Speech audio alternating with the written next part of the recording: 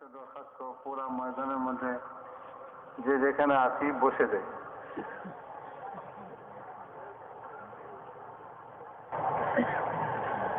আলহামদুলিল্লাহ আলহামদুলিল্লাহ নাহমাদুহু ওয়া নাস্তাঈনুহু ওয়া নাস্তাগফিরুহু ওয়া নু'মিনু বিহি ওয়া নাতাওয়াক্কালু আলাইহি ওয়া না'উযু বিল্লাহি মিন শুরুরি আনফুসিনা ওয়া মিন সাইয়্যাতি আ'মালিনা ونعوذ بالله من شرور أنفسنا ومن سيئات أعمالنا من يهد الله فلا مضل له ومن يضلله فلا هادي له ونشهد أن لا إله إلا الله وحده لا شريك له ونشهد أن سيدنا مولانا محمدا عبده ورسوله أرسله بالحق بشيرا ونذيرا وداعيا إلى الله بإذنه وسراجا منيرا صلى الله تعالى عليه وعلى آله وأصحابه وبارك وسلم تسليما كثيرا كثيرا أما بعد فأعوذ بالله من الشيطان الرجيم بسم الله الرحمن الرحيم من عمل صالحا من ذكر أو أنثى وهو مؤمن فلنحيينه حياة طيبة ولنجزينهم أجرهم بأحسن ما كانوا يعملون وقال تعالى ظهر الفساد في البر والبحر بما كسبت أيدي الناس ليذيقهم بعض الذي عملوا لعلهم يرجعون وقال تعالى ومن أحسن قولا ممن دعا إلى الله وعمل صالحا وقال إنني من المسلمين youtube.com. وقال رسول الله صلى الله عليه وسلم إنكم على بينة من ربكم ما لم تظهر فيكم سكرتان سكرة الجهل وسكرة حب العيش إلى آخر الحديث. وقال عليه الصلاة والسلام لغدوة في سبيل الله أو روحة خير من الدنيا وما فيها أو كما قال عليه الصلاة والسلام.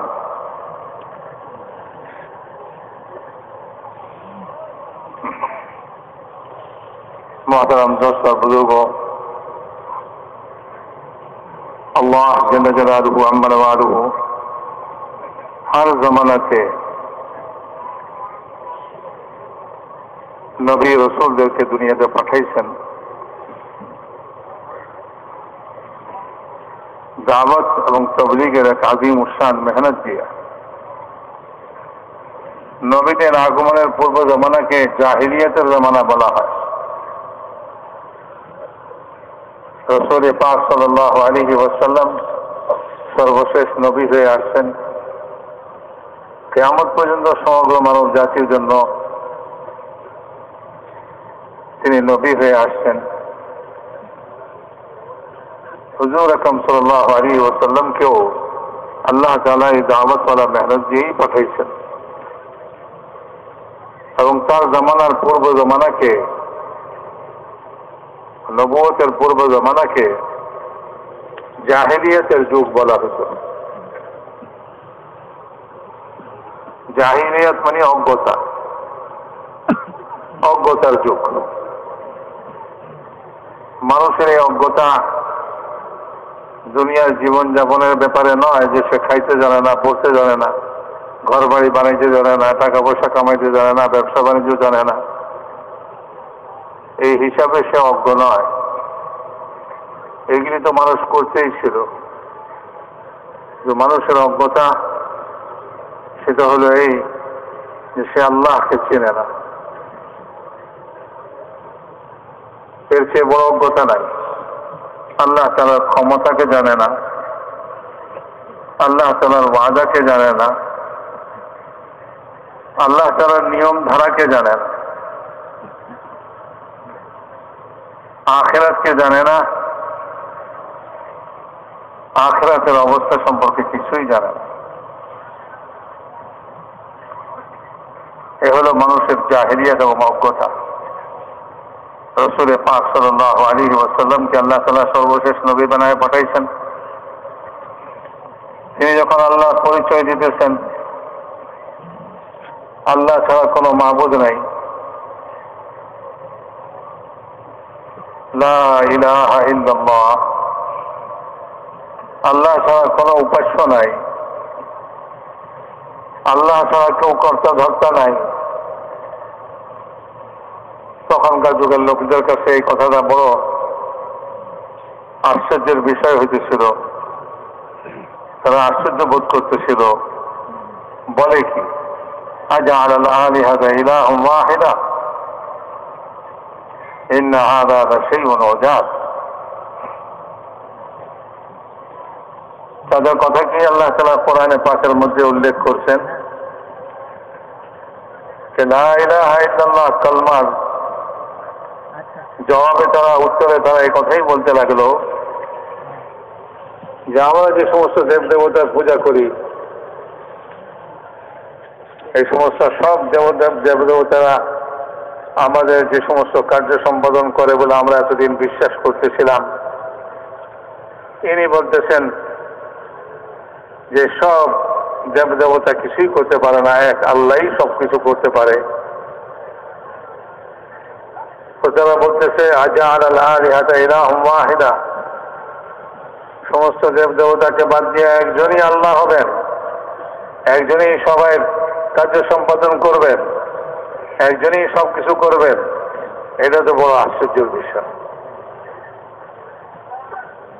মেরা মুহতারাম দর্শক বুজুর্গ, আল্লাহ তাআলার সম্পর্কে তারা অজ্ঞ এবং আল্লাহ তাআলার ক্ষমতা সম্পর্কেও অজ্ঞ। হার জামানাতে নবীরা মানুষকে আল্লাহ তাআলার ক্ষমতা এবং কুদরত সম্পর্কে তাদেরকে বুঝাইছেন, আল্লাহ তাআলার পরিচয় করাইছেন। আল্লাহর পরিচয় কি? তিনি সমগ্র জগৎকে সৃষ্টি করছেন, আসমানকে সৃষ্টি করছেন, সে এত উঁচা আসমানকে সৃষ্টি করছেন। তুমি যদি আসমানের দিকে তাকাও, তোমার দৃষ্টি তোমার কাছে ফিরে আসবে, তুমি আসমান পর্যন্ত তোমার দৃষ্টি পৌঁছবে না। জমিনকে দেখো কেমন সুন্দরভাবে তিনি বিছাইছেন। আল্লাহ তাআলার কুদরত এবং আল্লাহ তাআলার ক্ষমতায় সুবিশাল জমিনকে বিছাইছেন। কিসের উপরে? পানির উপরে। পানির উপরে জমিনকে বিছাই দিচ্ছেন। আবার এই জমিনের উপরে বিশাল বিশাল বিশাল পাহাড়কে আল্লাহ তাআলা কায়েম করে দিচ্ছেন। এবং এর মধ্যে বিভিন্ন রং বেরঙের মখলুককে সৃষ্টি করছেন, আর বিভিন্ন আকৃতির মখলুককে তিনি সৃষ্টি করছেন।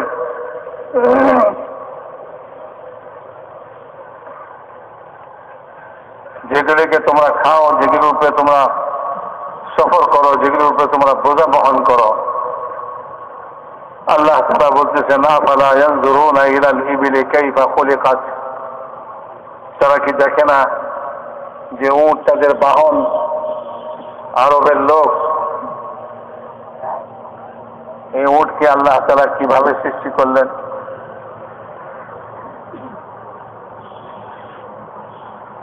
ওয়া ইলাস সামাই কাইফা রুফিআত। আসমানের দিকে কি তারা দেখে না কিভাবে আল্লাহ তাআলা আসমানকে উঁচা করলেন, কত উঁচা করলেন? ওয়া ইলাল জিবালি কাইফা নুসিবাত। তারা কি দেখে না পাহাড়কে আল্লাহ তাআলা জমিনের উপরে কিভাবে গড়ে দিলেন? ওয়া ইলাল লাউলি কাইফা সুতিহাত। তারা কি এটা দেখে না যে জমিনকে কেমন সুন্দরভাবে আল্লাহ তাআলা বিছাই দিলেন?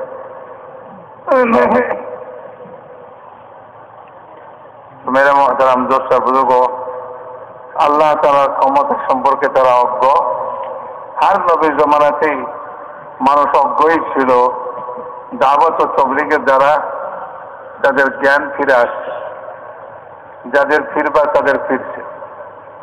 দাওয়াত ও তাবলীগের দ্বারা আল্লাহকে মানুষ চিনে, আল্লাহ তাআলার ক্ষমতাকে মানুষ জানে, আল্লাহ তাআলার ওয়াদাকে মানুষ জানে, আর আল্লাহ তাআলার নিয়ম ধারাকেও মানুষ জানতে পারে।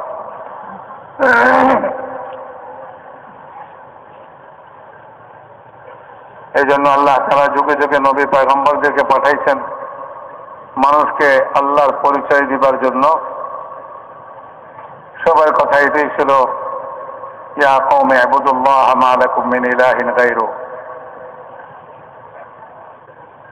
হে আমার কওম আল্লাহরই বন্দেগী করো, আল্লাহ ছাড়া কোনো মাবুদ নেই, বন্দেগী করার উপযুক্ত আল্লাহ ছাড়া কেউই নেই। এই জন্য যে আল্লাহই কর্তা ধর্তা, আল্লাহই সৃষ্টিকর্তা, সব কিছুর আঞ্জাম দেনে মানে আল্লাহ তাআলা, তোমার আশা পূরণকারী আল্লাহ তাআলা, তোমার আশা ভঙ্গকারী তিনিও আল্লাহ তাআলা,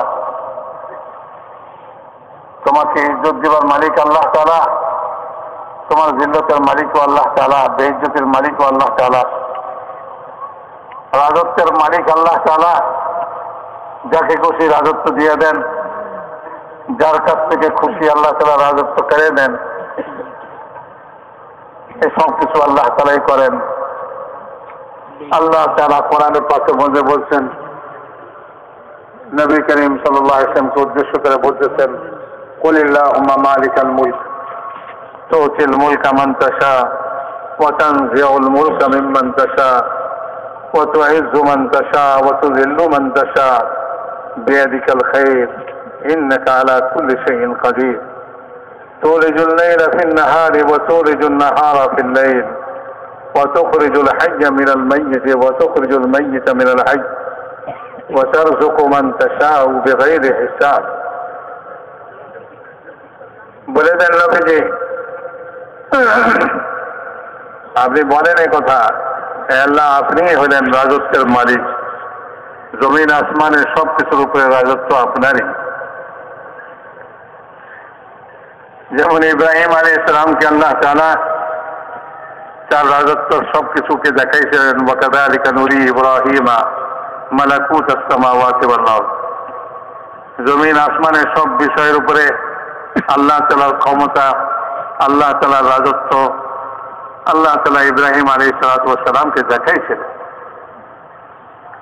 তো আল্লাহ তাআলা বলতেছেন, নবীজি বলেন যে সমস্ত রাজত্বের মালিক আপনি, যাকে খুশি আল্লাহ আপনি রাজত্ব দান করেন, যার কাছ থেকে খুশি রাজত্ব আপনি কেড়ে নিয়ে নেন।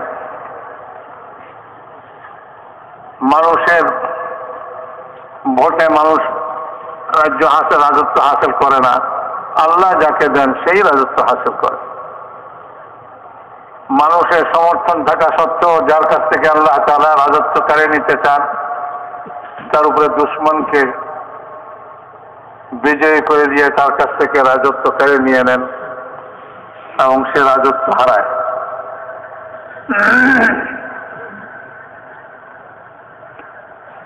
ইজ্জতের মালিক আল্লাহ তাআলা, যাকে ইচ্ছা আল্লাহ তাআলা ইজ্জত দেন। ইজ্জত কোনো কাপড়ের দ্বারা হাসিল হয় না, ইজ্জত টাকা দ্বারা হাসিল হয় না, ইজ্জত কোনো পদ পজিশন দ্বারা হাসিল হয় না। মেরে মহতারাম দোস্ত বুজুর্গ, মানুষ মনে করে ভালো কাপড় পরলে আমার ইজ্জত হবে, মানুষ মনে করে টাকা পয়সা হলে আমার ইজ্জত হবে, গাড়ি বাড়ি হলে আমার ইজ্জত হবে, আমার কোনো পদ পজিশন হলে আমার ইজ্জত হবে। এগুলির সঙ্গে ইজ্জতের কোনো সম্পর্ক নাই। আল্লাহ তাআলা যাকে ইজ্জত দেন, ছেঁড়া কাপড়ের মধ্যে আল্লাহ তাআলা তাকে ইজ্জত দিয়ে দেন।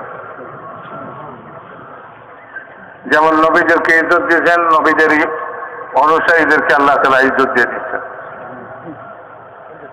অথচ তাদের কাছে ভালো কাপড় নাই পরনে, তাদের খাওয়া দাওয়া করে উন্নত নয়, তাদের কাছে কোনো টাকা কড়িও নাই, তাদের কাছে রাজত্ব নাই, তাদের কোনো পদ পজিশনও নাই, কিন্তু আল্লাহ তাআলা তাদেরকে ইজ্জত দিয়ে দিচ্ছেন। একজন গোলামকে ইজ্জত দিয়ে দিচ্ছেন, বেলাল হাবশী, কুরাইশের বড় বড় সর্দার, তাদের মোকাবেলায় আল্লাহ তাআলা বেলালকে ইজ্জত দিচ্ছেন, যে একজন হাবশী গোলাম তাদেরই গোলাম। হযরত সাইয়েদনা ওমর ইবনে খাত্তাব রাদিয়াল্লাহু তাআলা আনহু, তিনি বলতেছেন, সাইয়্যিদুনা বেলাল, আমাদের সরদার বেলাল। অথচ বেলাল, হযরত বেলাল রাদিয়াল্লাহু তাআলা আনহু ঘটনা কেনা যান। এক সময় ছিল তার গলায় রশি বেঁধে তাকে মক্কার গলি গলিতে টানা হতেছিল এবং তাকে গরম রোদের মধ্যে গরম বালুর উপরে চিৎ করে শোয়া তার বুকের উপরে ভারী পাথর রাখা হয়েছিল। জান বের হয় এরকম অবস্থা ছিল। এবং সবচেয়ে বেশি লাঞ্ছনা, গঞ্জনা যা কিছু হইতে পারে, যত রকম হইতে পারে সবকিছুই তার সঙ্গে করা হয়েছিল।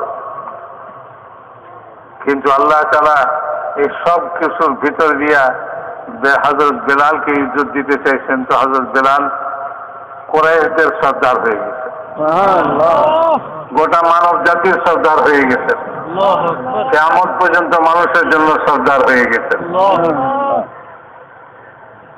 তো মেরে মহতারাম দোস্ত বুজুর্গ, ইজ্জত কাপড়ের মধ্যে নাই। ভালো কাপড় পরলে ইজ্জত হবে এরকম কোনো কথা নয়, গাড়ি বাড়ি হলে ইজ্জত হবে এমন কোনো কথা নয়, বরং এটা তো ইজ্জতের একটা ধোঁকা। মানুষ ইজ্জতের ধোঁকার মধ্যে ইজ্জত মনে করে। আসলে তার মতো ধোঁকা খাওয়া লোকেরাই তাকে ইজ্জতওয়ালা মনে করে। যে মনে করে যে কাপড়ের মধ্যে ইজ্জত, সে ওই কাপড়ওয়ালাকে ইজ্জত করে।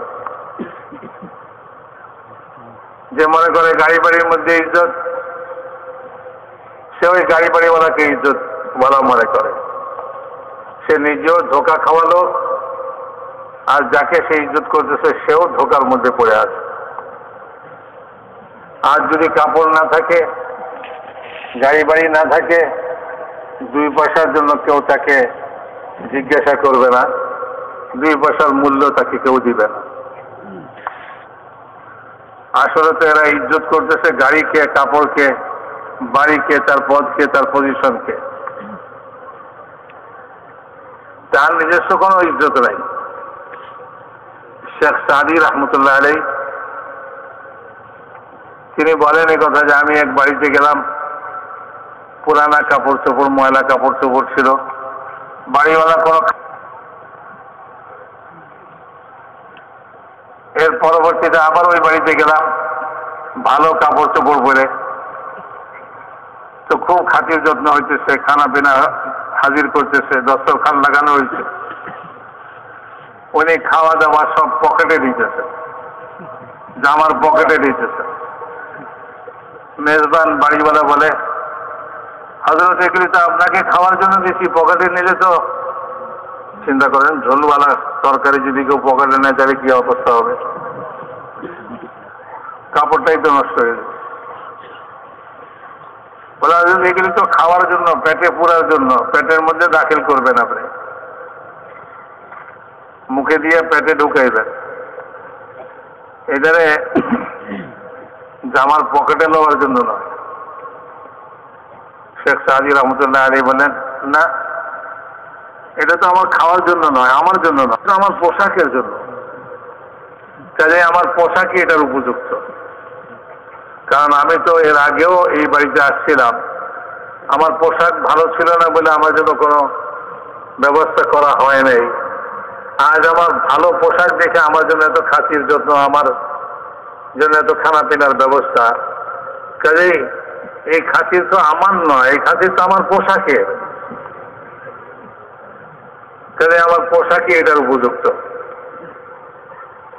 মেরে মহতারাম দোস্তা বুজুর্গ, যারা ধোঁকা থেকে বের হয়ে গেছে, যাদের অজ্ঞতা দূর হয়ে গেছে, তারাই এগুলি বুঝতে পারে। আমাদের মতো লোক যারা আমরা ধোঁকার মধ্যে পড়ে আসছি দুনিয়ার, আমরা এগুলি বুঝতে পারবো না।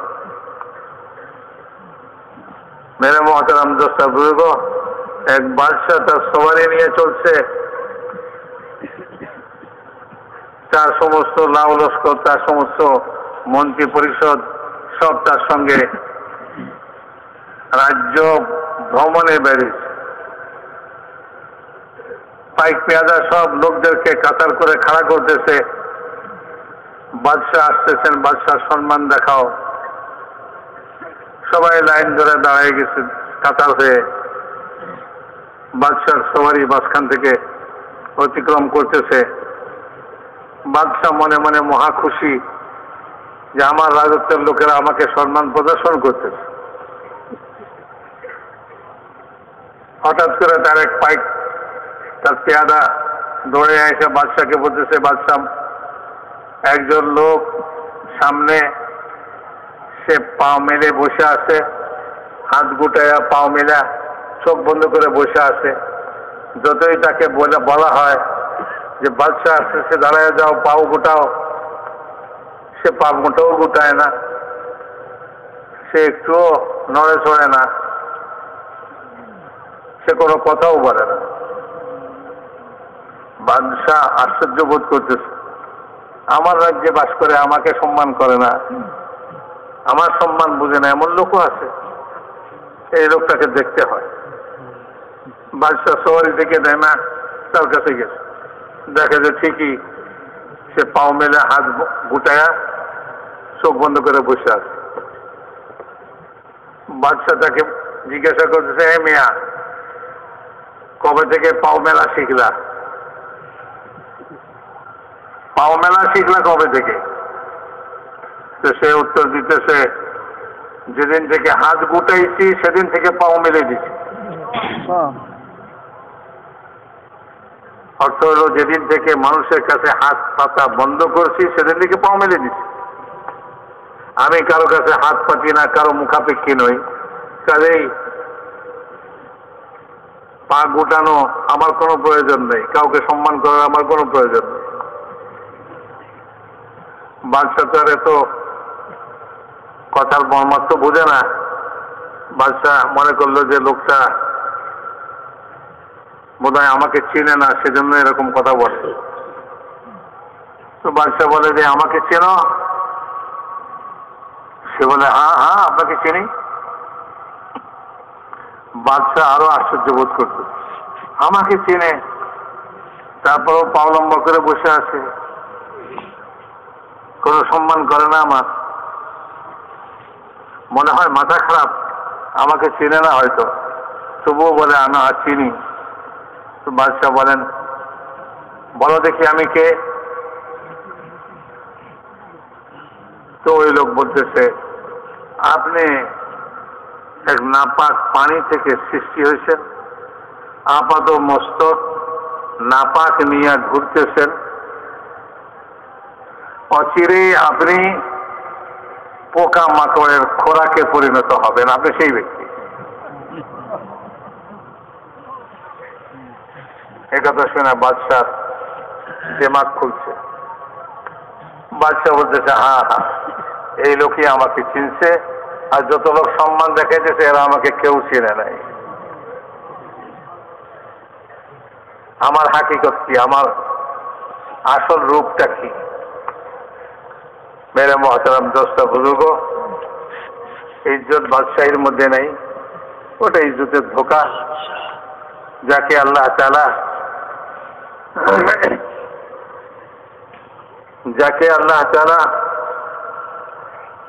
আল্লাহর পরিচয় দিয়েছেন, যে আল্লাহকে চিনে, যে আখিরাতকে বুঝে, যে দুনিয়াকে চিনে, যে আখিরাতকে চিনে।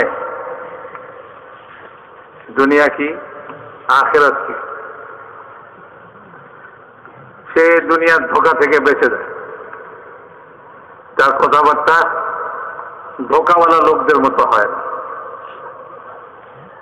তা না হলে সবাই এই দুনিয়ার ধোঁকার মধ্যে পড়ে ধোঁকার কথাই বলি। আমরা টাকা দেওয়া হয়, পয়সা দেওয়া হয়, জিনিস দেওয়া হয়,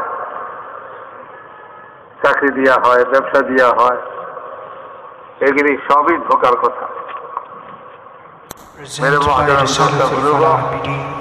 যাকে আল্লাহ তাআলা দুনিয়ার হাকিকতকে বুঝিয়ে দিয়েছেন, সে দুনিয়ার ধোঁকা থেকে নাজাত লাভ করছে, মুক্তি লাভ করছে, সে দুনিয়ার ধোঁকাতে পড়ে না। দুনিয়ায় কেউ সালাম করলো, এতে সে মনে করে না যে আমি খুব বড় হয়ে গেছি। দুনিয়া কেউ সম্মান দেখায় তাকে, তাতে সে নিজেকে গর্ববোধ করে না নিজে, যে আমি তো সম্মানেরই পাত্র, আমাকে সম্মান করছে। সে জানে যে দুনিয়া ধোকার জায়গা। আল্লাহ তাআলা বলছেন মাতাউল গুরুর, দুনিয়ার সামান সবই ধোকার সামান। কেউ এটার মধ্যে ধোকা খায়। যখন দাওয়াত নবীদের চলে, এই ধোকা মানুষের দূর হয়ে যায়, তারা দুনিয়ার হাকিকতকে বুঝতে পারে। তাদের কাছে দুনিয়ার স্বর্ণ রূপা, দুনিয়ার টাকা পয়সা তাদের কাছে কোনো মূল্য রাখে না, বরং দুনিয়ার কাপড় চোপড়, খাওয়া দাওয়া, দুনিয়ার কোনো পদ পজিশন, এগুলির কোনো মূল্যই তাদের কাছে নাই। তারা জানে এই দুনিয়ার কোনো মূল্য নাই। দুনিয়ার হাকিকত সম্পর্কে তারা খুবই ভালো করে জানে। হযরত মৌলানা ইউসুফ সাহেব রহমতুল্লাহ আলাইহি বলতেন এই কথা, দুনিয়ার হাকিকতকে বুঝো তোমরা। দুনিয়ার হাকিকত হলো পূর্বেও মাটি, পরেও মাটি। মাঝখানে তোমাকে আকর্ষণ করতেছে, তোমাকে লোভ দেখাইতেছে। মাঝখানে সে এক রূপ ধারণ করছে, কখনো আঙ্গুরের, কখনো আপেলের, কখনো বিভিন্ন সুস্বাদু খাওয়া দাওয়ার, কখনো পোশাকের, কখনো গাড়ি বাড়ির রূপ ধারণ করছে, কখনো স্বর্ণের, কখনো রূপার রূপ ধারণ করছে। পূর্বে সে মাটি ছিল, পরেও সে মাটিতে পরিণত হয়ে যাবে, মাটির সঙ্গে মিশে যাবে। কোথায় নমরুদের সেই অলঙ্কারাদি, কোথায় ফেরাউনের বীর অলঙ্কারাদি, সে যুগের সমস্ত সাজসজ্জার সামান আজ কোথায়? সব মাটির সঙ্গে বিলীন হয়ে গেছে। কোথায় ওই সমস্ত রাজা বাদশাদের সমস্ত শাহী মহলগুলা আজ মাটিতে বিলীন হয়ে গেছে। তাদের পোশাক কোথায়? মাটিতে বিলীন হয়ে গেছে। মেরে মোহতারাম দোস্তা বুজুর্গ, দুনিয়ার হাকিকত বুঝাই দিচ্ছেন আল্লাহওয়ালা লোকেরা, যারা দুনিয়ার ধোকা থেকে বেঁচে গেছে। ধোকা থেকে বাঁচার কলমা হলো লা ইলাহা ইল্লাল্লাহ। এই কলমা যখন আসবে তখন ধোকা কেটে যাবে। মেরে মোহতারাম দোস্তা বুজুর্গ, যতক্ষণ এই কলমা না আসছে, এই কলমা ভিতরে না ঢুকছে, ততক্ষণ জাহেল, মূর্খ এবং অজ্ঞতার মধ্যে ডুবে আছে। সে মনে করতেছে মাটি থেকে হয় মাটি নিয়ে গবেষণা, সে মনে করে লোহা দিয়া হয় লোহা নিয়ে গবেষণা, সে মনে করে কাঠ দিয়া হয় কাঠ নিয়ে গবেষণা, সে মনে করে সূর্য দিয়া হয় সূর্য নিয়ে গবেষণা, চাঁদ দিয়া হয় চাঁদের গবেষণা। মেরে মোহতারাম দোস্তা বুজুর্গ, দুনিয়ার সমস্ত সৃষ্টি আল্লাহ তাআলার কুদরতের নিদর্শন। এই সব আল্লাহ তাআলার কুদরত দ্বারা, আল্লাহ তাআলার ক্ষমতায় সৃষ্টি হয়েছে। এই সব জিনিসকে আল্লাহ তাআলা তার ক্ষমতাকে বুঝবার জন্য, তার ক্ষমতা সম্পর্কে জানার জন্য আল্লাহ তাআলা এই সব সৃষ্টিকে চারিদিকে ছড়ায় রাখছে। দেখো আমার সৃষ্টিকে, দেখো যা আমার ক্ষমতায় সৃষ্টি হয়েছে, আমার ক্ষমতাকে বুঝো, আমি কত বড় ক্ষমতার অধিকারী। হার নবীর জমানায় আল্লাহ তাআলা তার ক্ষমতার প্রদর্শনী করছে এবং নবীদেরকে আল্লাহ তাআলা মুজিজা দিয়েছেন। মুজিজা মানে সাধারণ মানুষ দুনিয়ার যত জ্ঞানী অর্জন করুক, তারা এই জিনিসকে করবার কোনো ক্ষমতা রাখে না। আল্লাহর নবীর খাতিরে আল্লাহই করতে পারেন, আর কেউ করতে পারে না। মেরে মোহতারাম দোস্তা বুজুর্গ, সালেহ আলাইহিস সালাতু ওয়াস সালাম, তিনি আল্লাহ তাআলার দাওয়া, আল্লাহর দিকে মানুষকে ডাকতেছেন, আল্লাহ তাআলার কুদরতকে বুঝাইতেছেন। তারা বলে তোমার আল্লাহর যদি এতই ক্ষমতা থাকে তাহলে এই পাথর থেকে এখনই একটা জীবিত উটনি বের করবে, গাভীন, যে বের হওয়ার সঙ্গে সঙ্গে একটা বাচ্চা দিবে। এটা যদি তোমার খোদা ক্ষমতা থাকে করে দেখা। তারা মনে করছে যে এটা থেকে কি সম্ভব, একটা বন্ধ পাথর থেকে একটা জীবিত উটনি বের করা? মানুষ কি রাখে, মানুষ থেকে মানুষ হয়, যে জীব জানোয়ার থেকে জীব জানোয়ার সৃষ্টি হয়। কেউ ডিম পাড়ে, কেউ ডিম পাড়ে বাচ্চা ফুটায়, আর কোন প্রাণী এরকম আছে যে বাচ্চা প্রসব করে, বাচ্চা দেয়।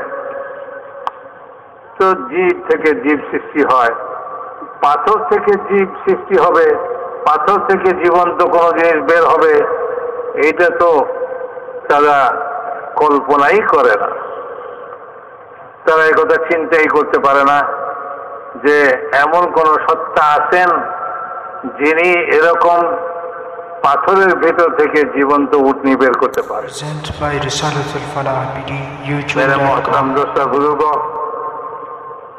আল্লাহ তাআলার কাছে সালেহ আলাইহিস সালাম দোয়া করলেন যে আল্লাহ, আপনার কুদরতের নিদর্শন আপনি প্রকাশ করেন। আল্লাহ তাআলা পাথরকে দ্বিখণ্ডিত করে তার ভেতর থেকে জীবন্ত উটনি বের করে নিয়ে আসলেন এবং বের হয়ে এসে বাচ্চা দিল, এবং এই উটনির যে দুধ পুরা তাদের কওমের সবার জন্য যথেষ্ট হয়ে গেল। কিন্তু মেরে মহতারাম দোস্তা বুজুর্গ, আল্লাহ তাআলা যদি জ্ঞান না দেন, কেউ জ্ঞান অর্জন করতে পারে না, কারো জ্ঞান আসতে পারে না। আবু জাহাল আমাদের নবীর জমানায়, আবু জাহাল, যার নাম আবুল হাকাম ছিল, মহাপণ্ডিত, মহাজ্ঞানী, তার নাম পড়ছে আবু জাহাল, মহা অজ্ঞ। তো মেরে কেন বললো? অথচ আমাদের নবীকেও আল্লাহ তাআলা মুজিজা দিয়েছেন, তার কুদরতের, তার ক্ষমতার প্রদর্শনী আল্লাহ তাআলা রাসূল পাক সাল্লাল্লাহু আলাইহি ওয়াসাল্লামের জমানায়ও তাদের সামনে প্রকাশ করছিলেন। তারা এই কথার দাবি করছিল, আকাশের চাঁদকে দুই টুকরা করে যদি আপনার খোদা দেখাইতে পারে, তাইলে আমরা আপনার কথাকে বিশ্বাস করব। তারা মনে করছে হযরত মুহাম্মদ সাল্লাল্লাহু আলাইহি ওয়াসাল্লাম যা বলতেছেন এগুলি সব ভুয়া কথা, নাউযুবিল্লাহ। কোন আল্লাহ এরকম আছেন এত ক্ষমতাশালী, চাঁদকে দ্বিখণ্ডিত করে দেখাইতে পারে? তাদের বুঝেই আসতেছিল না। রাসূল পাক সাল্লাল্লাহু আলাইহি ওয়াসাল্লাম সবাইকে নিয়ে পূর্ণিমার চাঁদের রাত্রিতে, পূর্ণিমার রাত্রিতে মাঠে নামলেন, শাহাদাত আঙ্গুলি দিয়ে ইশারা করলেন, চাঁদ দ্বিখণ্ডিত হয়ে দুই পাশে সরে গেল। কোরআনে পাকের মধ্যে আল্লাহ তাআলা বলছেন, ইকতারাবাতিস সাআ ওয়ানশাক্কাল কামার। চাঁদ দ্বিখণ্ডিত হয়ে গেছে, কিয়ামত নিকটবর্তী হয়ে গেছে। কিয়ামতের নিকটবর্তী হওয়ার একটি নিদর্শন চাঁদ দ্বিখণ্ডিত হওয়া। হুজুর আকরাম সাল্লাল্লাহু আলাইহি ওয়াসাল্লাম বলেন, আমার আত্মপ্রকাশ এটাও কিয়ামতের এক আলামত, কারণ আমার পরে আর কোন নবী আসবেন না। তো মেরে মুহতারাম দোস্ত বুজুর্গ, আর জমানাতে আল্লাহ তাআলা তার ক্ষমতাকে দুনিয়ার মানুষকে দেখাইছেন। যারা বড় বড় দাবি করতেছিল রাজত্বের উপরে, আনা রাব্বুকুমুল আ'লা, আমি তোমাদের সবচেয়ে বড় প্রতিপালক, নমরুদ দাবি করছে। নমরুদকে আল্লাহ তাআলা তার রাজত্ব সহকারে খতম করে দেখায়। मेरे मोहतरम दोस्त बुजुर्गों, अल्लाह ताला नमरूদের জমানায় আপন কুদরতকে জাহির করছেন। নমরুদ আগুন জ্বালাইছে ইব্রাহিম আলাইহিস সালাতু ওয়াস সালামকে এই আগুনে পুড়ায় দিবার জন্য। সে মনে করছে আগুন পুড়ায় না, আগুন জ্বালায় না। আগুন আল্লাহর সৃষ্টি, আগুন আল্লাহর হুকুমের অধীন। যদি আল্লাহ তাআলা এই আগুনকে দিয়া জ্বালাইতে চান জ্বালাইয়ে দিবেন। আগুনের ভিতরে কাউকে যদি আল্লাহ তাআলা রক্ষা করতে চান, হেফাজত করতে চান, তো আল্লাহ তাআলা এই ক্ষমতাও রাখেন, আগুনকে আগুন রাখবেন আর তার ভিতরে হেফাজতের ব্যবস্থা করে দিবেন। কিন্তু নমরুদ জাহেল, জাহালাতের মধ্যে পড়ে আসে, অজ্ঞতার মধ্যে পড়ে আসে, আল্লাহকে চিনে না, আল্লাহকে জানে না। সে বলতেছে আগুন জ্বালাও, ইব্রাহিমকে আগুনের মধ্যে জ্বালাও, চলো। সমস্ত আগুন তৈয়ার, ভীষণ আগুন, যার উপর দিয়ে পাখি উড়ে যেতে পারে না, ভুনা হয়ে আগুনে পড়ে যায়। এত তার তাপ, তার কাছে যাওয়া যায় না।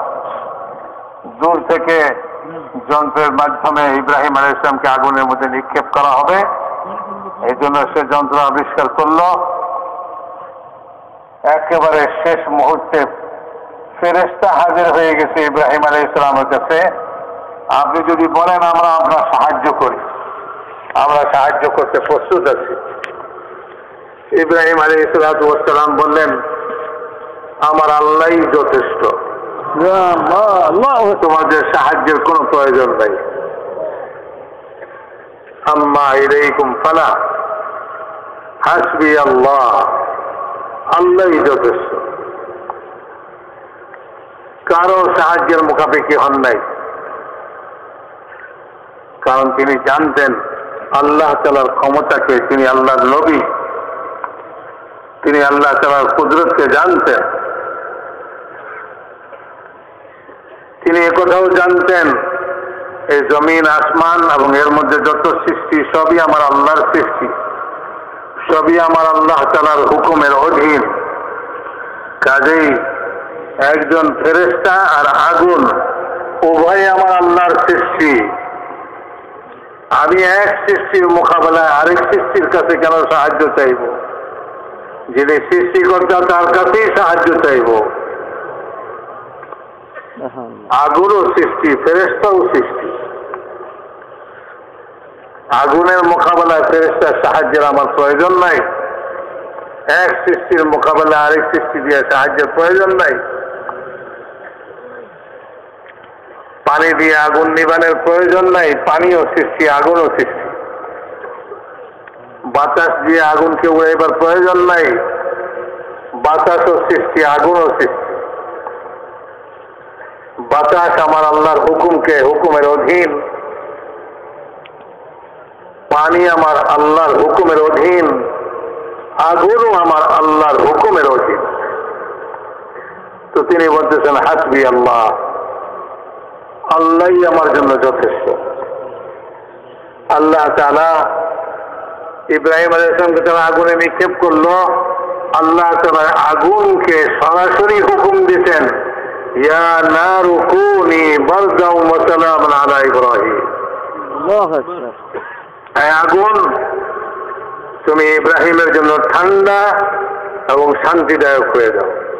আল্লাহ আগুনের ক্ষমতা নাই তার সৃষ্টিকর্তার বিরোধিতা করবে, তার সৃষ্টিকর্তার হুকুমকে লঙ্ঘন করবে। আগুন ইব্রাহিম আলাইহিস সালামের জন্য ঠান্ডা শান্তিদায়ক হয়ে গেছে। তিনি আগুনের ভিতরে বড় শান্তিতে বসে আছেন, চলাফেরা করতেছেন। একটা পশম ইব্রাহিম আলাইহিস সালামের জ্বালাইবার ক্ষমতা আগুনের হয় নাই। এই আগুন কাঠ জ্বালাইতেছে, এই আগুন সবই জ্বালাইতেছে, কিন্তু ইব্রাহিম আলাইহিস সালামের একটা পশমকে জ্বালাইবার ক্ষমতা আগুনের নাই। যেহেতু সৃষ্টিকর্তা স্বয়ং আগুনের সৃষ্টিকর্তা, তিনি হুকুম দিতেন আগুনকে যে তুমি ইব্রাহিমের জন্য ঠান্ডা এবং শান্তিদায়ক হয়ে যাও। আল্লাহ তাআলা তার কুদরতকে, তার ক্ষমতাকে জাহির করেছেন। মানুষ আগুনের ক্ষমতাকে বিশ্বাস করে, আগুনকে বড় ক্ষমতাশালী মনে করে, একজন লোক আগুনকে ক্ষমতাশালী মনে করে অগ্নি উপাসক সাজছে, তারা আগুনের পূজা করে, আগুন বড় ক্ষমতাওয়ালা। দুই ভাই ছিল, আগুনের পূজা করত। দীর্ঘদিন পূজার পরে এক ভাই আরেক ভাইকে বলে যে আমরা যে এতদিন আগুনের পূজা করলাম, আগুন কি আমাদের উপরে সন্তুষ্ট হয়েছে না না হয়েছে একটু পরীক্ষা করা দরকার। আরেক ভাই বলে ঠিক, আমরা এতদিন আগুনের পূজা করলাম, আগুন কি আমাদের উপরে সন্তুষ্ট হইল কি হইল না, এটা তো একটু পরীক্ষা হওয়া দরকার। কি পদ্ধতি হবে পরীক্ষা করার? বলে আগুন তো সবাইকে জ্বালায় দেয়, আমরা আগুনের মধ্যে হাত দিয়ে দেখি আগুন আমাদের হাতকে জ্বালায় না না জ্বালায়। আমরা তো দীর্ঘদিন আগুনের পূজা করছি। এক ভাই হাত দিচ্ছে, তো হাতের মধ্যে আগুন তার হাতকে জ্বালাই দিতে রাখছে, তো তাড়াতাড়ি হাত বের করছে। তো সে বলতেছে হায় হায়, এতদিন এই আগুনের পূজা করলাম, আগুন রাজি হইল না, আমাদের উপরে সন্তুষ্ট হইল না, আমার হাতকেও পুড়াইয়া দেয়, যেরকম অন্যের হাতকে পুড়াইয়া দেয় আমার হাতকেও পুড়াইয়া দেয়, আমি আর এই আগুনের পূজা করব না। সে হকের তালাশে বেরিয়েছে, আল্লাহ তাআলা তাকে হক মিলাই দিছে। আরেক ভাই বলছে এই কথা, বাপদাদার ধর্ম আগুন পূজা করা, আগুনে জ্বালাক, সেই ঝামতন তা করুক, আমি তো আগুনের পূজা করেই যাব। তো মেরে মহতারাম দোস্তা বুজুর্গ, আগুনের কি ক্ষমতা যে আগুন জ্বালাই দিবে? ইব্রাহিম আলাইহিস সালামকে আগুন জ্বালাইতে পারে। একজন লোক আগুনের ক্ষমতাকে বিশ্বাস করে আগুনের পূজা করে। কেউ মনে করে সূর্য এত বিশাল, সারা দুনিয়াকে আলোকিত করে, সূর্য বড় শক্তিশালী, তো সে সূর্যের পূজা করে। অথচ এই সূর্য আমার আল্লাহর সৃষ্টি, আমার আল্লাহ এই সূর্যকে পূর্ব দিক থেকে উদয় করেন, পশ্চিম দিকে তাকে ডুবাইয়া ছাড়েন, ডুবে যাও তুমি। রাসূল পাক সাল্লাল্লাহু আলাইহি ওয়াসাল্লাম ইরশাদ করছেন, একদিন এমন হবে কিয়ামতের আগে, যেদিন আল্লাহ তাআলা এই সূর্যকে হুকুম দিবেন তুমি পশ্চিম দিক থেকে উদয় হও, সেদিন সূর্য পশ্চিম দিক থেকে উদয় হবে। তার ক্ষমতা হবে না যে সে পূর্ব দিক থেকে উদয় হয়, পশ্চিম দিক থেকে উদয় হবে। যখন সে মধ্যাকাশে আসবে, আল্লাহ তাআলা তাকে হুকুম দিবেন ফিরে যাও। সূর্যের ক্ষমতা হবে না সে পূর্ব দিকে ডুবে, বরং সে আল্লাহ তাআলার হুকুমে আবার সে পশ্চিম দিকেই ডুবে যায়। সেদিন থেকে তওবার দরজা আল্লাহ তাআলা বন্ধ করে দিবে। এটা কিয়ামতের পূর্বে আল্লাহ তাআলার সবচেয়ে বড় নিদর্শন হবে। এইটার পরে কেউ যদি বলে আমি আল্লাহকে মানি, আমি আল্লাহকে মানি, আল্লাহ বড় ক্ষমতাওয়ালা, বলে তোমার এই সমস্ত কথা কোনো মূল্য নাই। যেমন ফিরআউনকে আল্লাহ তাআলা তার জীবদ্দশায় তার রাজত্বে মূসা আলাইহিস সালামের মোকাবেলায় অনেক রকম কুদরতের নিদর্শন, ক্ষমতার নিদর্শন আল্লাহ তাআলা তাকে দেখাইছে। খাওয়ার পানি সব রক্ত হয়ে গেছে, খাইতেই পারে না। গ্লাসে পানি মুখে দেওয়ার সঙ্গে সঙ্গে রক্ত হয়ে যায়, পানি খাওয়া বন্ধ হয়ে গেছে। মূসা আলাইহিস সালামকে বলতেছে, মূসা, এ তোমার রবেরই কাম, এই মুসিবত আমাদের থেকে দূর করে দিতে বলো, আমরা ঈমান আনবো। আল্লাহ তাআলা দূর করে দিচ্ছেন। তারপর কাজে মূসা এগুলি সব তোমার জাদুকরি। ব্যাঙের আযাব দিছে, সব জায়গায় ব্যাঙ লাফাইতেছে। রাজা মশাই সিংহাসনে বসে ওনার নাকের উপরে ব্যাঙ লাগতে উঠছে। বলেন কেমন লাগে? মুখের উপরে ব্যাঙ লাফাইতেছে, আর করলে ব্যাঙ ঢুকে যেতেছে। মহা মুসিবত। বিছানায় ব্যাং, সিংহাসনে ব্যাং, যেখানে যায় সেখানে ব্যাং, মুখ খুলতে পারে না, ব্যাং ঢুকে পড়ে, মহা মুসিবতে পড়ছে। বলে মূসা, এই তোমার রবের কারসাদি, ওনারই ক্ষমতা, উনি করছেন এটা।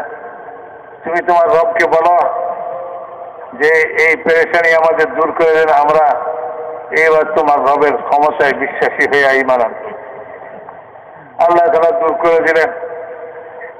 তারপরে সে ওই একই কথাই বলে, এই মূসা এগুলি সব তোমার জাদুঘর। এইরকম ভাবে একে একে 9টা আল্লাহ তাআলা তার কুদরতের নিদর্শন ফিরআউনকে দেখাইলেন, কোনটাতে সে মানতে রাজি হলো না। আল্লাহ তাআলা মূসা আলাইহিস সালামকে বললেন, হে মূসা, আপনি আপনার কওমকে নিয়ে, যাদেরকে সে এই ফিরআউন গোলাম বান্দি বানায় রাখছে, বিনা পয়সায় খাটায়, তাদের দুর্দশার সীমা নাই, তাদের উপর জুলুমের পর জুলুম, তাদের ঘরের শিশুকে সে হত্যা করতেছে, জবাই করতেছে। তো মেরে মহতারাম দোস্ত বুজুর্গ, তাদেরকে এই অত্যাচার থেকে আমি মুক্তি দিব, এই অত্যাচারীকে আমি সাজা দিব। আপনি আপনার কওমকে নিয়ে চলেন, বের হয়ে পড়েন রাতারাতি। আমি ফেরাউনকে পিছনে পিছনে আনতেছি, আপনাদেরকে মুক্তি দিব, ফেরাউনকে খতম করব। তো মূসা আলাইহিস সালাম তার কওমকে নিয়ে রওনা দিয়েছেন রাতের অন্ধকারে, লোহিত সাগরের কিনারায় পৌঁছছে। হায় হায়, কওমের লোকেরা বলে যে, এই মূসা, তোমার কথায় ঘর বাড়ি ছেড়ে দিয়া, বিষয় ছেড়ে দিয়া, এখন তো মহা মুসিবতে বলছি, এখন তো বাঁচানোর কোনো উপায় দেখি না। সামনে গেলে সমুদ্র, পিছনে ফেরাউনের বাহিনী, কোন দিকে ভাগবো? ইন্না লামুদরাকুন, আমরা তো ধরা খেয়ে গেছি। মূসা আলাইহিস সালাম, তিনি আল্লাহর পয়গম্বর, তিনি উত্তরে বলতেছেন, কাল্লা, কখনো নয়, আমরা ধরা খাই নাই, আমরা আল্লাহ তাআলার হুকুম আদায় হয়ে আসছি। আল্লাহ আমাদের জন্য, আমার সঙ্গে আছেন, আমার রব আমার সঙ্গে আছেন, তিনি অতি সত্য রাস্তা দিবেন আমাদের। সুবহানাল্লাহ। কাল্লা ইন্না মাইয়া রাব্বি সায়াহদিন, অতি সত্য আমাকে রাস্তা দিবেন। তো রাস্তা কি দিলেন? বললেন যে আল্লাহ তাআলা মূসা আলাইহিস সালামকে হুকুম দিলেন, ইদরিব বিআসাকাল বাহর, কুদরতকে জাহির করতেছে, ছোট্ট একটা লাঠি। আল্লাহ হুকুম করতেছেন, এই লাঠি দিয়ে আপনি সমুদ্রের উপরে মারেন। বিশাল সমুদ্র, ছোট্ট একটা লাঠি, সমুদ্রের উপরে মারবার হুকুম দিয়েছেন। আরে যদি একটা ফেরাউনের মাথায় মারতে কইতেন, তাইলেও বুঝে খাটত, একটা মাথা হইলেও থাকত। এই বিশাল সমুদ্রের উপরে পাথর, এই হাতের লাঠি মারতে বলতেছেন, এটা তো জ্ঞান বুদ্ধিতে খাটে না। তোমার জ্ঞান বুদ্ধি কি? তুমি তো জাহেল, তুমি আল্লাহকে চেনো না, তুমি জাহেল। তুমি আল্লাহর ক্ষমতাকে জানো না, তুমি জাহেল, তুমি মূর্খ, তুমি অজ্ঞ। অজ্ঞ লোকের কি বুঝে আসে? ওরে একে একে কত হয় জিজ্ঞাসা করলো, কইতে পারে না। দুয়ে দিয়ে কত হয়, এটাও কইতে পারে না। অজ্ঞ, অজ্ঞ কি বুঝে? তো অজ্ঞ লোক কি করে বুঝবে? আল্লাহর ক্ষমতাকে কি করে বুঝবে? আল্লাহ তার ক্ষমতাকে জাহির করতেছে। আল্লাহ তারা বলতেছেন, মূসা, আপনার হাতের লাঠি দ্বারা সমুদ্রের উপরে মারে। যারা দুনিয়ার জ্ঞানী বলে নিজেদেরকে দাবি করে, তারা কয়ে যে এটা কেমন হুকুম হইল, আর এক ফেরাউনের মাথায় মারতে বললেও তো একটা মাথা হইলেও ফাটতো, সমুদ্রে এই লাঠি মেরে কি লাভ হবে?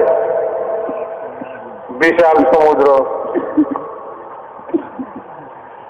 আল্লাহ তাআলা তার কুদরতকে জাহির করতে চান, আল্লাহ তার ক্ষমতাকে দেখাইতে চান। আল্লাহ তাআলার হুকুম পুরা হবে, এইটার সঙ্গে সঙ্গে আল্লাহর ক্ষমতা জাহির হবে।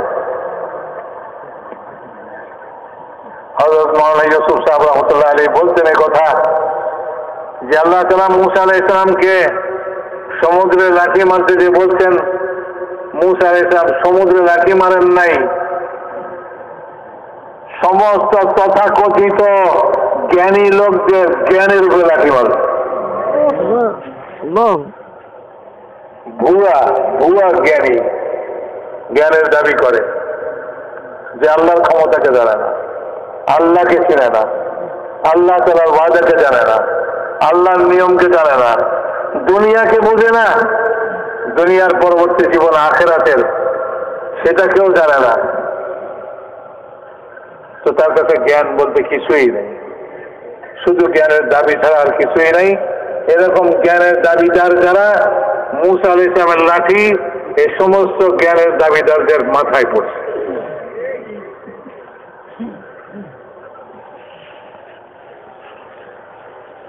মূসা আলাইহিস সালাম সমুদ্রের উপরে লাঠি মারছেন, আল্লাহ তার কুদরতের দ্বারা 12টা রাস্তা সৃষ্টি করছে। পানিকে দুই দিকে খাড়া করে দিয়া মাঝখান দিয়া রাস্তা, সমুদ্রের চলন্ত পানি তার স্রোত এটাকে বন্ধ করে দিয়ে দুই দিকে দেওয়ালের মতো খাড়া করে দিচ্ছে। আল্লাহ সৃষ্টি সমুদ্র, আল্লাহ এর মধ্যে যা ইচ্ছা তা করতে পারে, রাস্তা করে দিচ্ছে। বনি ইসরাইলের মূসা আলাইহিস সালামের কওমের 12 বংশ, 12 খানদান, তারা প্রত্যেকের জন্য ভিন্ন ভিন্ন রাস্তা তারা পার হয়ে চলে গেছে। আল্লাহ তাআলা মূসা আলাইহিস সালামকে হুকুম দিয়েছেন, রাস্তাকে মিলাইবার চেষ্টা করেন না, যেমনি আছে অমনি রাখেন। ওয়াতরুকিল বাহরা রাহবান।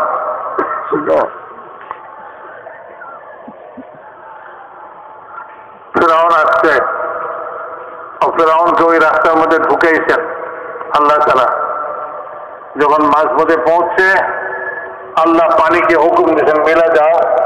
সমুদ্রের তলদেশে ডুবতেছে, উপরে পানি মিলে গেছে। এই সময় যখন মউতের ফেরেশতা হাজির হয়ে গেছে, তখন বলে আমানতু আন্নাহু লা ইলাহা ইল্লাল্লাযী আমানাত বিহি বানু ইসরাঈল ওয়া আনা মিনাল মুসলিমিন। এই সময় সে কি বলে? যখন সে মউতের ফেরেশতাকে দেখতেছে আর কোনো উপায় নাই, সে বলে আমি ঈমান আনলাম ওই আল্লাহর উপরে, যিনি ছাড়া কোনো মাবুদ নাই, যার উপরে বনি ইসরাঈল ঈমান আনছে। এইটুকু বইলেও সে চিন্তা করতেছে এইটুকু কবুল হয় না, না হয়। সঙ্গে সঙ্গে কয় যে আনা মিনাল মুসলিমিন, আমি আল্লাহ তাআলার সামনে আত্মসমর্পণকারী, আল্লাহর হুকুমের সামনে আত্মসমর্পণকারী হয়ে গেলাম, মুসলমান হয়ে গেলাম। আল্লাহ তাআলা উত্তরে বলছে নয়টা আমার ক্ষমতার, আমার কুদরতের নিদর্শন তোমাকে দেখাইলাম, তুমি সব জায়গায় অস্বীকার করলা। এখন যখন আমার শেষ নিদর্শন এসে পৌঁছে ক্ষমতার, কি বলে তোমার যা, তুমি এত বড় মিশরের রাজত্বের দাবিদার ছিলে, আলাইসা লি মুলকু মিসরা ওয়া হাযিহিল আনহারু তাজরি মিন তাহতি আফালা তুবসিরুন। ফিরআউনের দাবি, এই মিশরের রাজত্ব কি আমার নয়? এই সমস্ত নদী নালাগুলা সব আমার হুকুমে প্রবাহিত নয়?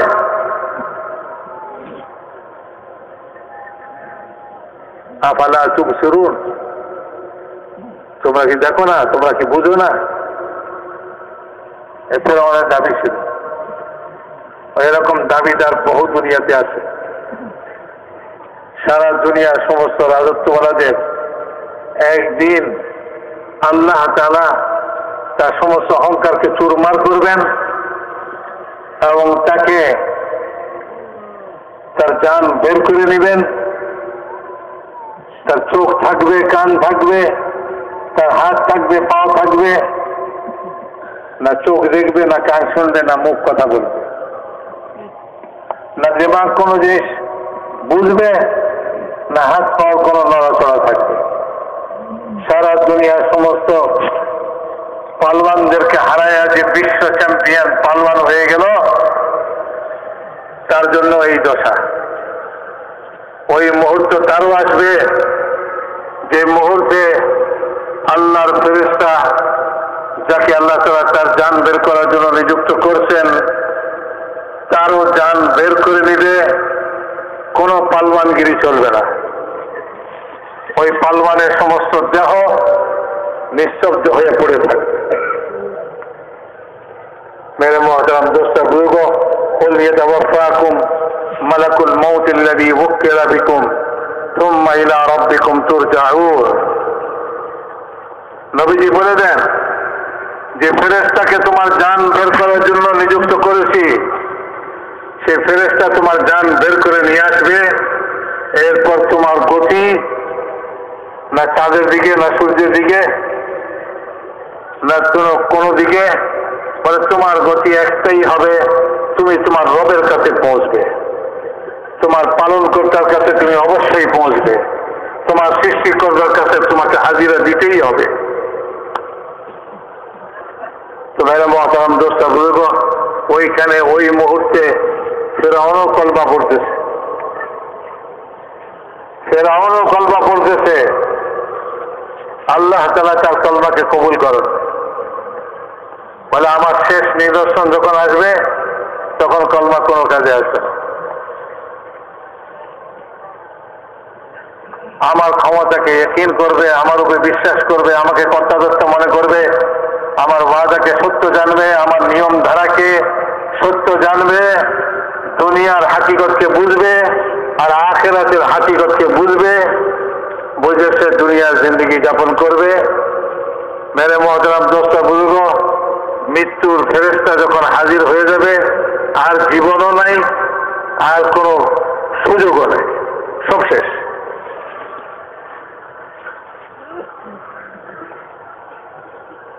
সেই জন্য মেরে মুহতারাম দোস্ত বুজুর্গ, আল্লাহ তাআলা হার জমানাতে দাওয়াত ও তাবলীগের কাজকে দুনিয়াতে নবী পাঠায়া করাইছে। সর্বশেষ নবী জনাব রাসূলুল্লাহ সাল্লাল্লাহু আলাইহি ওয়াসাল্লাম আসছেন, উনিও দাওয়াত দিতেছেন, লোকদেরকে আখিরাতের কথা বলতেছেন, তোমাদেরকে পুনরায় জীবিত করা হবে, তোমাদেরকে পুনরায় জীবিত করা হবে।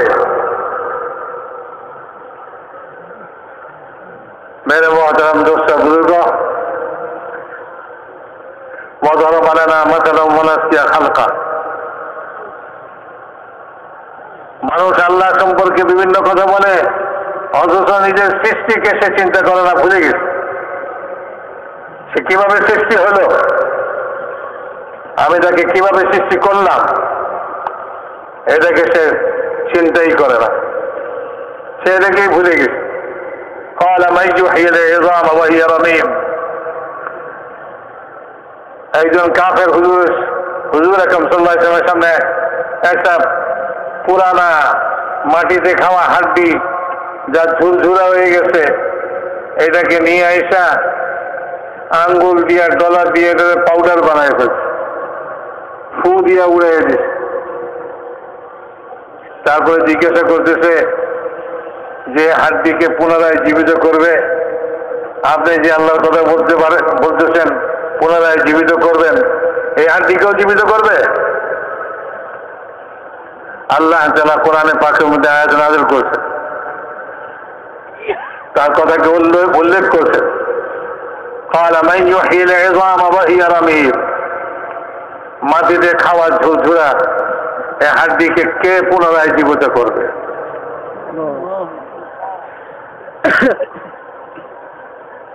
আল্লাহ তাআলা শুরুতে বলেন ওয়ানাসিয়া খালকা, সে নিজের সৃষ্টিকেই ভুলে গেছে, সে কিভাবে সৃষ্টি হলো আর তাকে পুনরায় আমি জীবিত করবো এটার ব্যাপারে সে আশ্চর্যবোধ করতেছে।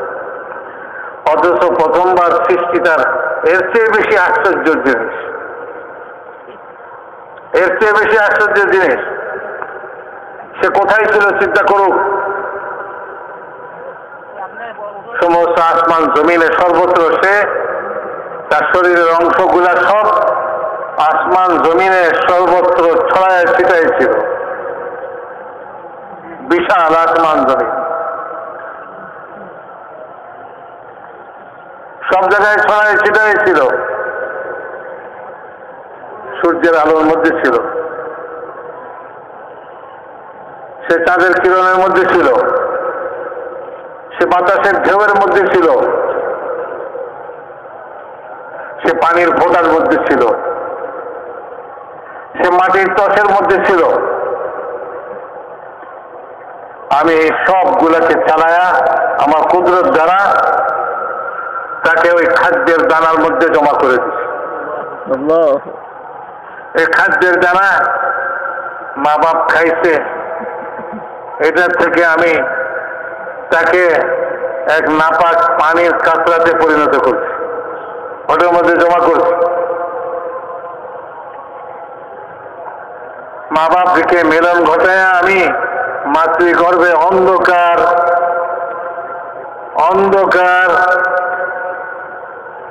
বাচ্চা দানের ভিতরে পৌঁছাই দিচ্ছি। সেখানে পৌঁছাইবার পরে আমি ওটাকে ওইখানে লালন পালন করছি, 3 অন্ধকারের মধ্যে ধাপে ধাপে। ইয়াখলুকুকুম ফি বুতুনি উম্মাহাতিকুম খালকাম মিন বা'দি খালকিন ফি যুলুমাতিন সালাস। আল্লাহকে চিনো, তোমার রবকে, তোমার প্রতিপালককে চিনো, যিনি তোমাকে সৃষ্টি করছেন তোমার মায়ের গর্ভে 3 অন্ধকারের মধ্যে ধাপে ধাপে।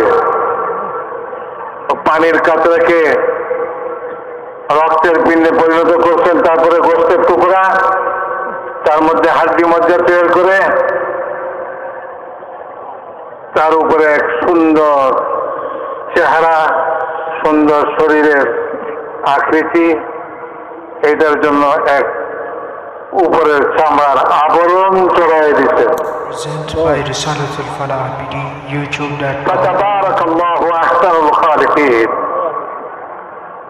বড় বরকতময় সেই সত্তা, যিনি এত সুন্দর করে তোমাকে সৃষ্টি করছেন 3 অন্ধকারের মধ্যে,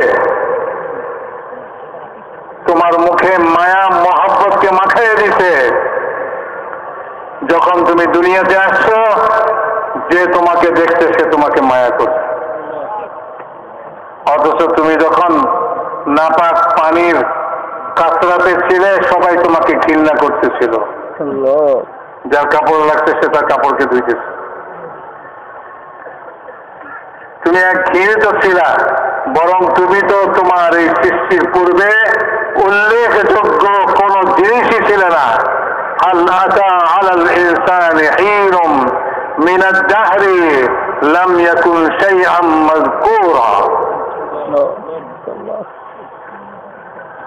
মানুষের উপরে কি এমন যুগ কাটে নাই যে যুগে সে উল্লেখযোগ্য কোন জিনিসই ছিল না। ওয়ানাসিয়া খালকা, সে তার সৃষ্টিকেই ভুলে গেছে, কিভাবে তাকে সৃষ্টি করা হলো।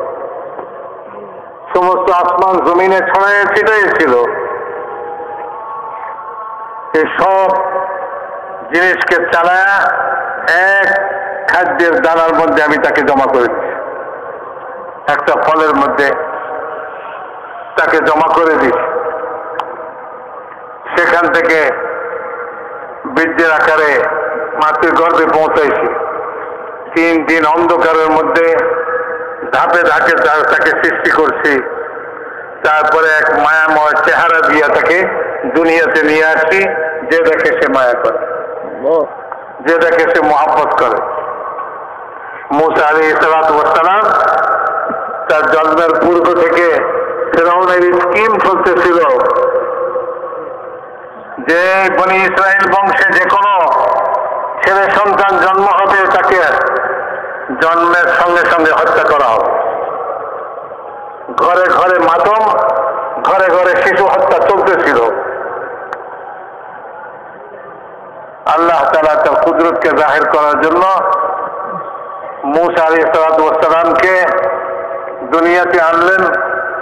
মূসার মা ভয়ে অস্থির ছিলেন যে বাচ্চার কান্নার আওয়াজ বাইরে গেলেই ফিরআউনের লোকজন এসে হত্যা করবে। আল্লাহ তাআলা তার কুদরত আর ক্ষমতাকে জাহির করতেছেন। আল্লাহ তাআলা বলতেছেন, মূসার মা, তোমার যদি তুমি এই বাচ্চাকে দুধ পান করাইতে থাকো, যদি তোমার ভয় লাগে তো তুমি আমার কাছে দিয়ে দাও, কোনো ভয় করো না, কোনো চিন্তা করো না, আমি এই বাচ্চাকে অতি সত্বর তোমার কোলে আবার ফিরিয়ে দেব। মেরে মহতারাম দোস্ত বুজুর্গ, এক বাচ্চার দুশ্মন হল এক শক্তিশালী জবরদস্ত বাদশা।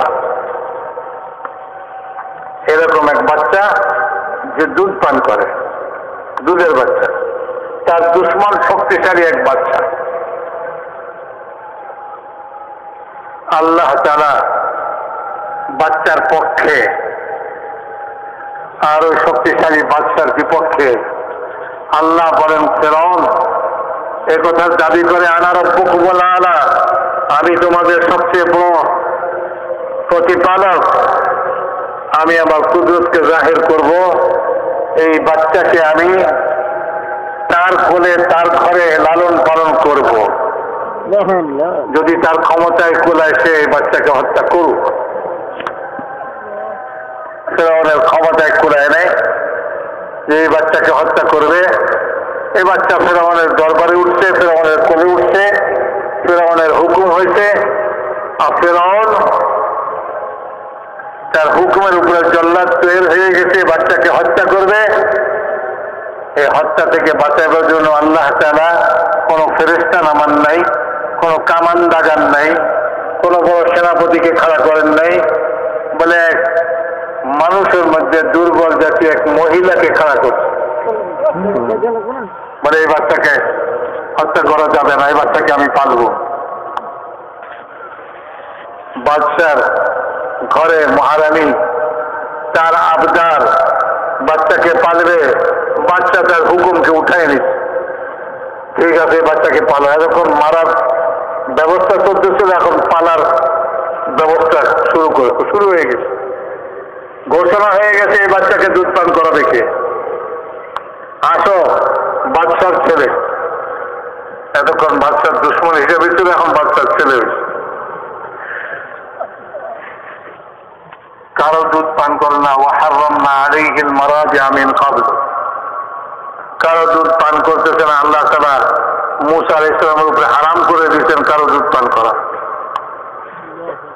শেষ পর্যন্ত মাকে নিয়ে আসছে, মায়ের পরিচয় না দিল, মায়ের কোলে যখন দিছে দুধ পান করা শুরু করে দিছে। আল্লাহর ওয়াদা পুরো হয়ে গেছে। ইন্না রাদ্দুহু ইলাইকা ওয়া জাইলুহু মিনাল মুরসালিন। এক ওয়াদা তো অতি অল্প সময়ে পুরো হয়েছে। দ্বিতীয় ওয়াদা ছিল যে একে আমি আমার রসুল বানাবো, 40 বছর পরে রিসালাত দান করছে। আর এর মধ্যে সুসংবাদ রয়ে গেছে, ভয়ের কোনো কারণ নাই। 40 বছর পুরা হবে, আল্লাহ তাআলার রিসালাত আল্লাহ তাআলা তাকে দান করবেন। কাজে এর আগে কেউ তার ক্ষতি করতে পারবে না। মেরে মহতারাম দোস্ত বুজুর্গ, আল্লাহ তাআলা মূসা আলাইহিস সালামের উপরে তার লালন পালনের ব্যাপারে আপন ক্ষমতাকে জাহির করছে। আর এটাকে আল্লাহ তাআলা এই উম্মতকে শুনাইবার জন্য মূসা আলাইহিস সালামের ঘটনার মধ্যে উল্লেখ করে দিয়েছে। ওয়ালাকাদ মানান্না আলাইকা মাররাতান উখরা ইযা ওয়াহাইনা ইলা উম্মিকা মা ইউহা আন ইখযিফিহি ফিত তাবুত ফাখযিফিহি ফিল ইয়াম্মি ফালইউলকিহিল ইয়াম্মু বিস-সাহিলি ইয়াখুযুহু আদুউন লি ওয়া আদুউন লাহু ওয়া আলকাইতু আলাইকা মাহাব্বাতাম মিন্নি ওয়া লিতুসনা আলা আইনি। সব ঘটনা শুনাই দিছে, আগামীতে কি হবে। মূসার মাকে শুনাই দিছে, একে বাক্স করে পানিতে ফেলা, ওই বাক্স ফিরআউনের খাটে ফিরবে, ফিরআউনের দরবারে উঠবে। এরপরে যে আল্লাহ তাআলা এই কথা ওয়াদা করছেন, কোনো ভয় করো না, কোনো চিন্তা করো না, এই বাচ্চাকে তোমার ঘরে ফিরিয়ে দিব। এখন তুমি এই বাচ্চার নিরাপত্তা সম্পর্কে আশঙ্কা করতেছ, এই বাচ্চাকে নিরাপদ করে তোমার ঘরে ফিরিয়ে দিব। আল্লাহর হিকমত কে বুঝে? ফেরাউনের ঘর থেকে ঘুরে এনে নিরাপদ করে দিচ্ছে।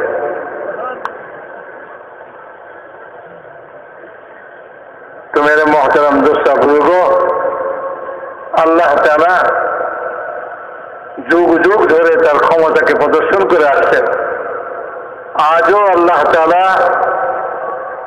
সমস্ত সৃষ্টি তার কুদরতের, তার ক্ষমতার নিদর্শন হিসাবে কায়েম রাখছেন। রসুল পাঠাইছেন, রসুলের পরে সাহাবাদেরকে এই দাওয়াতের কাজে লাগাইছেন। দাওয়াত চলছে, তাবলীগ চলছে। এই উম্মতের আইম্মায়ে মুজতাহিদিন, উলামায়ে কেরাম যুগ যুগ ধরে এই তাবলীগ করে আসছে। এই যুগে আল্লাহ তাআলা তাবলীগের এক সেকেন্ডকে খাড়া করছেন, সেটাকে সামনে নিয়ে আমরা সব এখানে একত্রিত হয়েছি। মেরে মুহতারাম দোস্ত, কিয়ামত পর্যন্ত এই তাবলীগ চলতে থাকবে এবং এই তাবলীগের উসিলায় আল্লাহ তাআলা মানুষকে অজ্ঞতার অন্ধকার থেকে জ্ঞানের আলোতে নিয়ে আসবেন। যেমন সাহাবাদের জমানায় সাহাবাদেরকে অন্ধকার থেকে জ্ঞানের দিকে নিয়ে আসছে। এক অন্ধকারের মধ্যে পড়েছিলেন, মূর্তি পূজা করতেন। মেরে মুহতারাম দোস্ত বুজুর্গ, কঠিন জীবন যাপন করতেন। খাওয়া নাই, পড়া নাই, মরুভূমির জীবন, মরুভূমিকে বকরি চড়াইয়া জীবন ধারণ করে। এরকম এক জাতি আল্লাহ তাআলা তাদেরকে নির্বাচন করছেন তার নবীর দাওয়াতকে সারা দুনিয়াতে কিয়ামত পর্যন্ত চালাবার জন্য। এটাও আল্লাহ তাআলার এক কুদরতের নিদর্শন। কোন জ্ঞানী লোকদের মধ্যে নবী পাঠান নাই, উম্মি উম্মতের মধ্যে উম্মি নবীকে পাঠাইছে। লেখাপড়া শিখে নাই কারো কাছে, এমন জাতির কাছে এমন এক নবীকে পাঠিয়েছেন, তিনিও কারো কাছে লেখাপড়া শিখেন। দাওয়াত চলছে। মেরে মুহতারাম দোস্ত বুজুর্গ, আল্লাহ তাআলা এই দাওয়াতের দ্বারা দিলের ভিতরে ঈমানকে ঢুকাইছেন। লা ইলাহা ইল্লাল্লাহ। যারা এক সময় বলতেছিল আজআলা লিহাযা ইলাহুম ওয়াহিদা, সমস্ত দেবদেবতা খতম, একই আল্লাহ সবকিছু করবে, এর মতো আশ্চর্য বিষয় আর কি হইতে পারে? তারাই এই কলমা পড়ে মুসলমান হয়েছে। তাদের দিলের ভিতরে এই কলমা ঢুকতেছে, তাবলীগ চলতেছে, দাওয়াত চলতেছে। আল্লাহ তাআলা আপন কুদরতের দ্বারা বন্ধ সিনাকে খুলে তার দিলের ভিতরে কলমাকে ঢুকে থাকে। বন্ধ সিনাকে ফেলে আল্লাহ তাআলা দিলের ভিতরে কলমাকে ঢুকাইছে। যেই কলমা দিলের ভিতরে ঢুকছে, অজ্ঞতার অন্ধকার দূর হয়ে গেছে, জ্ঞানের আলো আসতে শুরু হয়ে গেছে, কোরআন নাযিল হওয়া শুরু হয়েছে। কোরআন নাযিল হওয়া শুরু হয়েছে। যতই কোরআন নাযিল হয় ততই জ্ঞানের আলো বাড়তে থাকে, বাড়তে থাকে, বাড়তে থাকে। সাহাবাদের জিন্দেগিতে জ্ঞানের আলো বাড়ছে। হুজুর আকরাম সাল্লাল্লাহু আলাইহি ওয়াসাল্লামের সঙ্গে সাহাবা রাদিয়াল্লাহু তাআলা আনহুম আজমাইন এই দাওয়াতের মেহনত করতেই থাকতেন। মানুষ আল্লাহ তাআলা তাদের দিল চিরে চিরে এই কলমাকে ঢুকিয়ে দিচ্ছে। যারা অত্যন্ত বিরোধী ছিল তাদের অন্তরকে ফেলে আল্লাহ তাআলা এই কলমাকে ঢুকিয়ে থাকছে। ইসলামের দ্বিতীয় খলিফা হযরত ওমর ইবনে খাত্তাব রাদিয়াল্লাহু তাআলা আনহু, ইসলামের পূর্বে তাকে বলা হতো শয়তান মিন শায়াতিন কুরাইশ। আরবরা বড় বাহাদুরকে শয়তান বলছে। বলে কুরাইশের বড় বাহাদুর ওমর ইবনে খাত্তাব, তার কাজই ছিল যে কলমা পড়ে তাকে দেয়া পিটানো, মারা, কলমা থেকে ফিরে এবার জন্য, এটাই তার কাজ ছিল। কুরাইশদের মজলিস বসছে, বলে মুহাম্মদ সাল্লাল্লাহু আলাইহি ওয়াসাল্লামের তবলিগে তো আস্তে আস্তে মানুষ কলমা পড়া তার সঙ্গে ভিড়তেছে। এই মুহাম্মদ সাল্লাল্লাহু আলাইহি ওয়াসাল্লামকে নাউযুবিল্লাহ কে আছে খতম করে দিতে পারে, তাকে 100 উট পুরস্কার দেওয়া হবে। বলে কুরাইশের ওই মজলিসে কারো হিম্মত হয় নাই। হযরত ওমর ইবনে খাত্তাব রাদিয়াল্লাহু আনহু তিনি দাঁড়ায় গেলেন, বলে আমি করে আসবো। নাঙ্গা তলোয়ার হাতে চলছে। চিন্তা করে দেখেন যে কলমা দিলের ভিতরে এই লোকে ঢুকতে পারে, কেউ চিন্তা করতে পারে? একজনে হিজরত করবার নিয়ত করছে, তো হযরত ওমর রাদিয়াল্লাহু আনহু সেই ঘরে গেছেন। গৃহস্বামী বাইরে ছিল, ঘরে মহিলা ছিল। হযরত ওমর তাদের গাঁটটি মুস্কা বান্দা দেখে একটু দিলটা তার নরম হয়ে গেছিল। তিনি বলছেন, তোমরা চলে যেতেছ, আচ্ছা আল্লাহ তোমাদের সঙ্গী হোক। তার এই দিলের নরম হওয়া দেখে মহিলা একটু আশাবাদী হলেন, ওমর বোধহয় কলমা পড়ে মুসলমান হবে। স্বামী যখন ঘরে আসছে, তো তখন ওই মহিলা স্বামীকে এই ঘটনা শুনাইতেছেন যে আপনি যদি দেখতেন ওমর ইবনে খাত্তাব আজ কতখানি দিল তার নরম হয়েছে। স্বামী শুনে বলতেছে, তুমি কি মনে করো ওমর কলমা পড়বে? না না, খাত্তাবের গাধা কলমা পড়তে পারে, কিন্তু ওমর কলমা পড়বে না। এতখানি নিরাশ তার সম্পর্কে। ওই ওমরই আজ নাঙ্গা হাতে চলছে। পথে একজনের সঙ্গে দেখা, সে বললো যে কোথায় চলছে এরকম রাগান্বিত ভাবে খোলা তলোয়ার হাতে? বলে এই ব্যক্তিকে খতম করে আসবো। সে বলছে আগে খবর নিজের ঘরের নাও, তোমার বোন বোনাই তো তারা এই কলমা পড়ে মুসলমান হয়ে গেছে। আচ্ছা তাই নাকি? তা আগে তাদের সঙ্গে বোঝাপড়া করে চলছে বোনের বাড়ির দিকে। সেখানে বোন জামাইকে অনেক মারপিট করছে। এরপরে বোন বলতেছে এই কথা, হ্যাঁ ওমর, তুমি আমাদেরকে জানে মেরে ফেলতে পারো, তুমি জেনে রাখো আমরা জান দিতে পারি, কলমা কোনোদিন ছাড়ব না।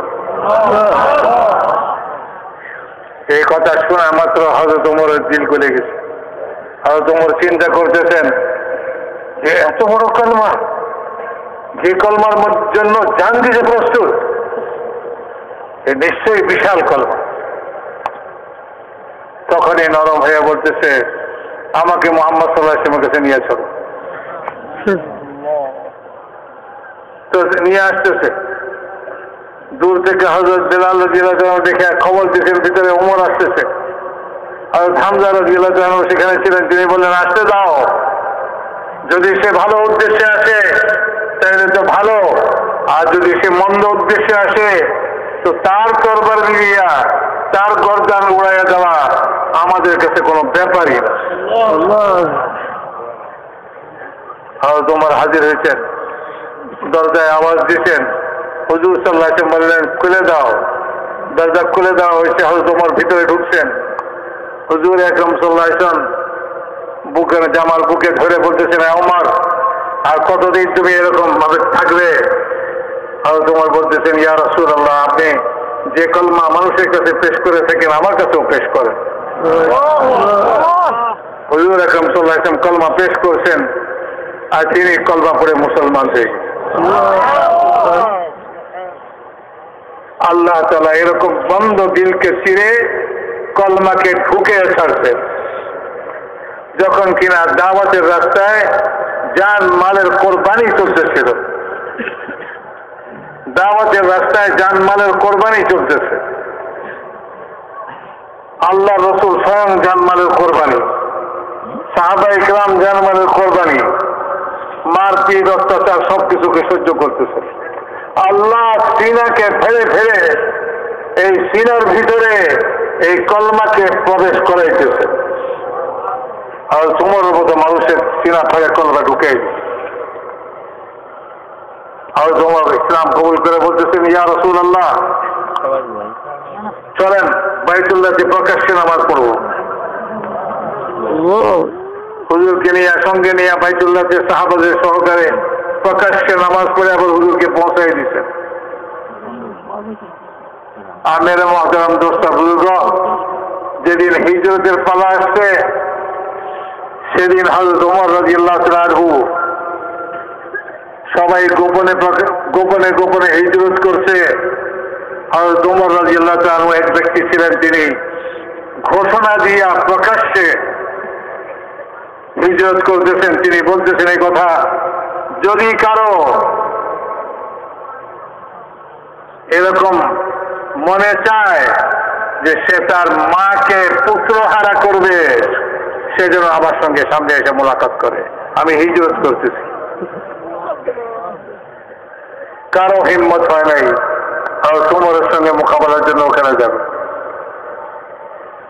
তুমি মুহতারাম দোস্ত বুজুর্গ, আল্লাহ তাআলা দাওয়াতের উসিলায় কলমাকে দিলের মধ্যে ঢুকেছেন, অন্ধকার অজ্ঞতার অন্ধকারকে দূর করছেন, অজ্ঞতার অন্ধকারকে দূর করছেন। আল্লাহ কত বড় ক্ষমতাবান, আল্লাহ তার ক্ষমতাকে জাহির করছেন। যুগ যুগ ধরে নবীদের জমানায় তার ক্ষমতার প্রদর্শনী করাইছেন। হযরত মুহাম্মদ সাল্লাল্লাহু আলাইহি ওয়াসাল্লামের জমানায়ও তার কুদরতকে তিনি জাহির করছেন, তার ক্ষমতাকে তিনি জাহির করছেন। সাল্লাল্লাহু আলাইহি ওয়াসাল্লাম যখন কিনা মক্কার যুবকদের এক দল তাদের পরামর্শক্রমে তারা নবীর ঘরের চারিদিকে রাত্রিবেলায় অবরোধ কায়েম করছে, খোলা নাঙ্গা তলোয়ার হাতে, বলে আমরা একযোগে তার উপরে হামলা করব, তাকে হত্যা করব।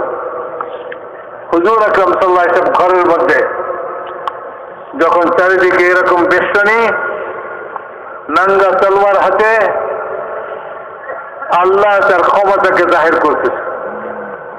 তার নবীর কাছে জিবরিল আমিন আলাইহিস সালামকে পাঠাইছেন এই হুকুম দিয়া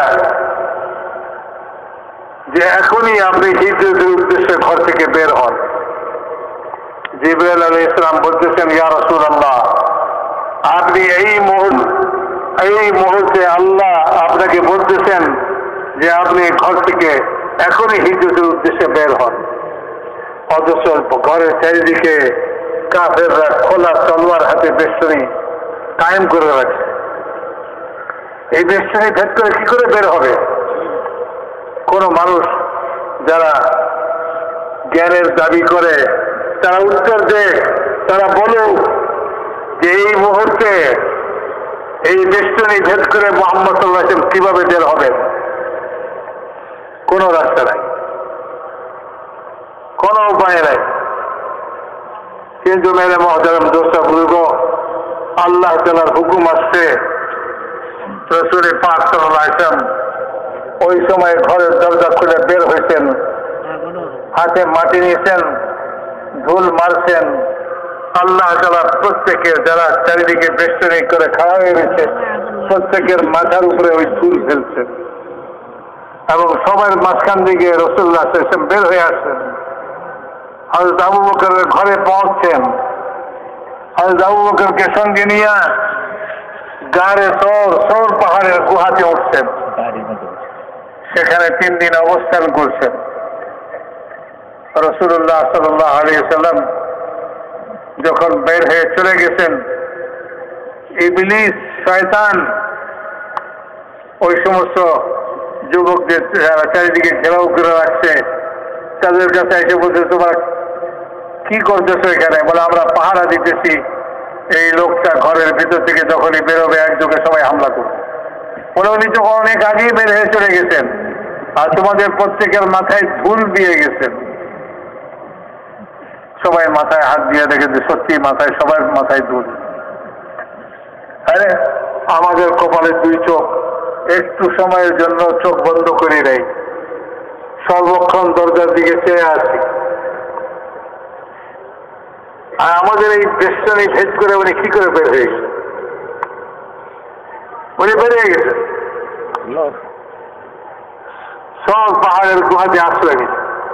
আল্লাহ তাআলা ওই গুহার মুখে সাইয়্যিদুল মুরসালিন হাবিব রব্বুল আলামিন, আমার নবী, কিয়ামত পর্যন্ত আনেওয়ালা সমগ্র মানব জাতির নবী, কিয়ামতের ময়দানে আল্লাহ তাআলা যাকে ওই মকাম আর ওই মর্যাদা দান করবেন যা আদম আলাইহিস সালাম থেকে নিয়ে কিয়ামত পর্যন্ত সমগ্র মানুষ ঈর্ষার চোখে দেখবে, সকলেই তার প্রশংসা করবে। মকামে মাহমুদ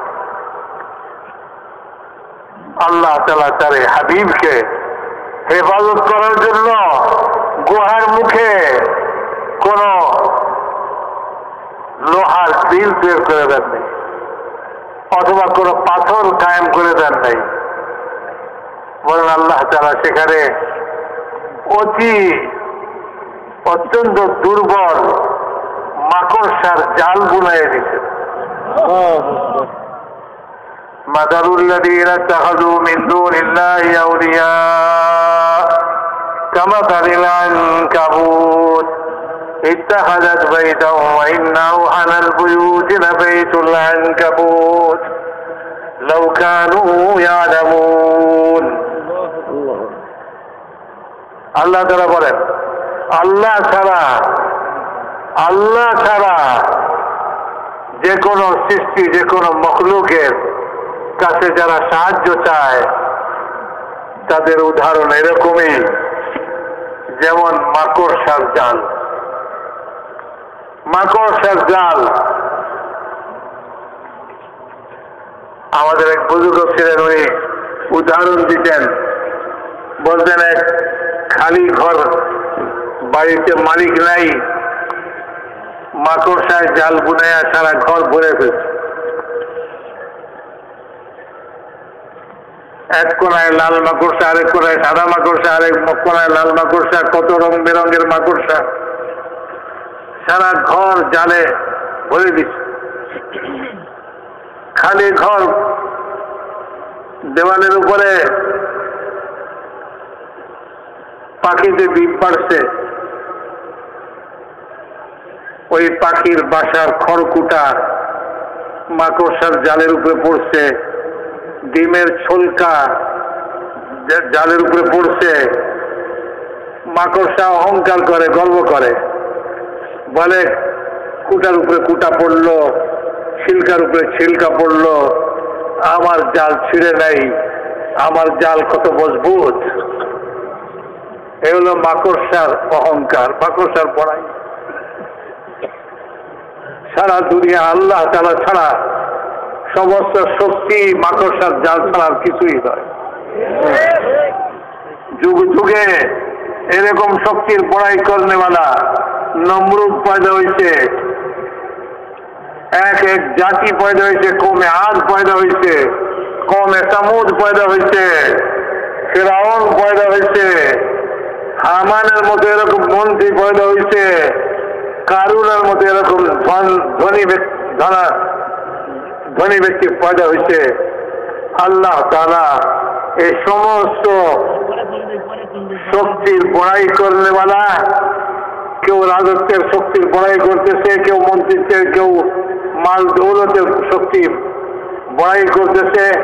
এই সমস্ত শক্তিগুলা আল্লাহ তাআলার কাছে মাকড়সার জালের চেয়ে বেশি কিছুই নয়। আল্লাহর এক আযাবের ঝাড়ু, আল্লাহর এক আযাবের ঝাড়ু নমরুদের জালকে সাফ করে দিচ্ছে। আল্লাহ তাআলার এক আযাবের ঝাড়ু ফিরআউনের জালকে সাফ করে দিচ্ছে, হামানের জালকে সাফ করে দিচ্ছে, কারুনের জালকে সাফ করে দিচ্ছে, কওমে আদের জালকে সাফ করে দিচ্ছে, কওমে সামুদের জালাকে সাফ করে দিচ্ছে। মেরে মোহতারাম দোস্তা বুঝব, যে ঘরে মাকড়সায় জাল বুড়াইছে, ঘরওয়ালা ঘরে আইসা মাকড়সার জাল দেখা কামান দাগায় না,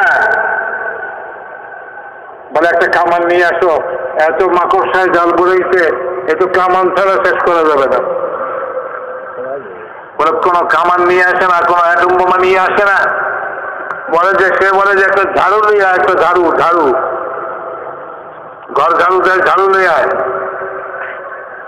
এক ঝাড়ুতে এক বাড়ি দিতে এক কোনা সাপ, আরেক ঝাড়ুতে আরেক বাড়ি দিতে আরেক কোনা সাপ, আরেক ঝাড়ুতে আরেক বাড়ি দিতে আরেক কোনা সাপ।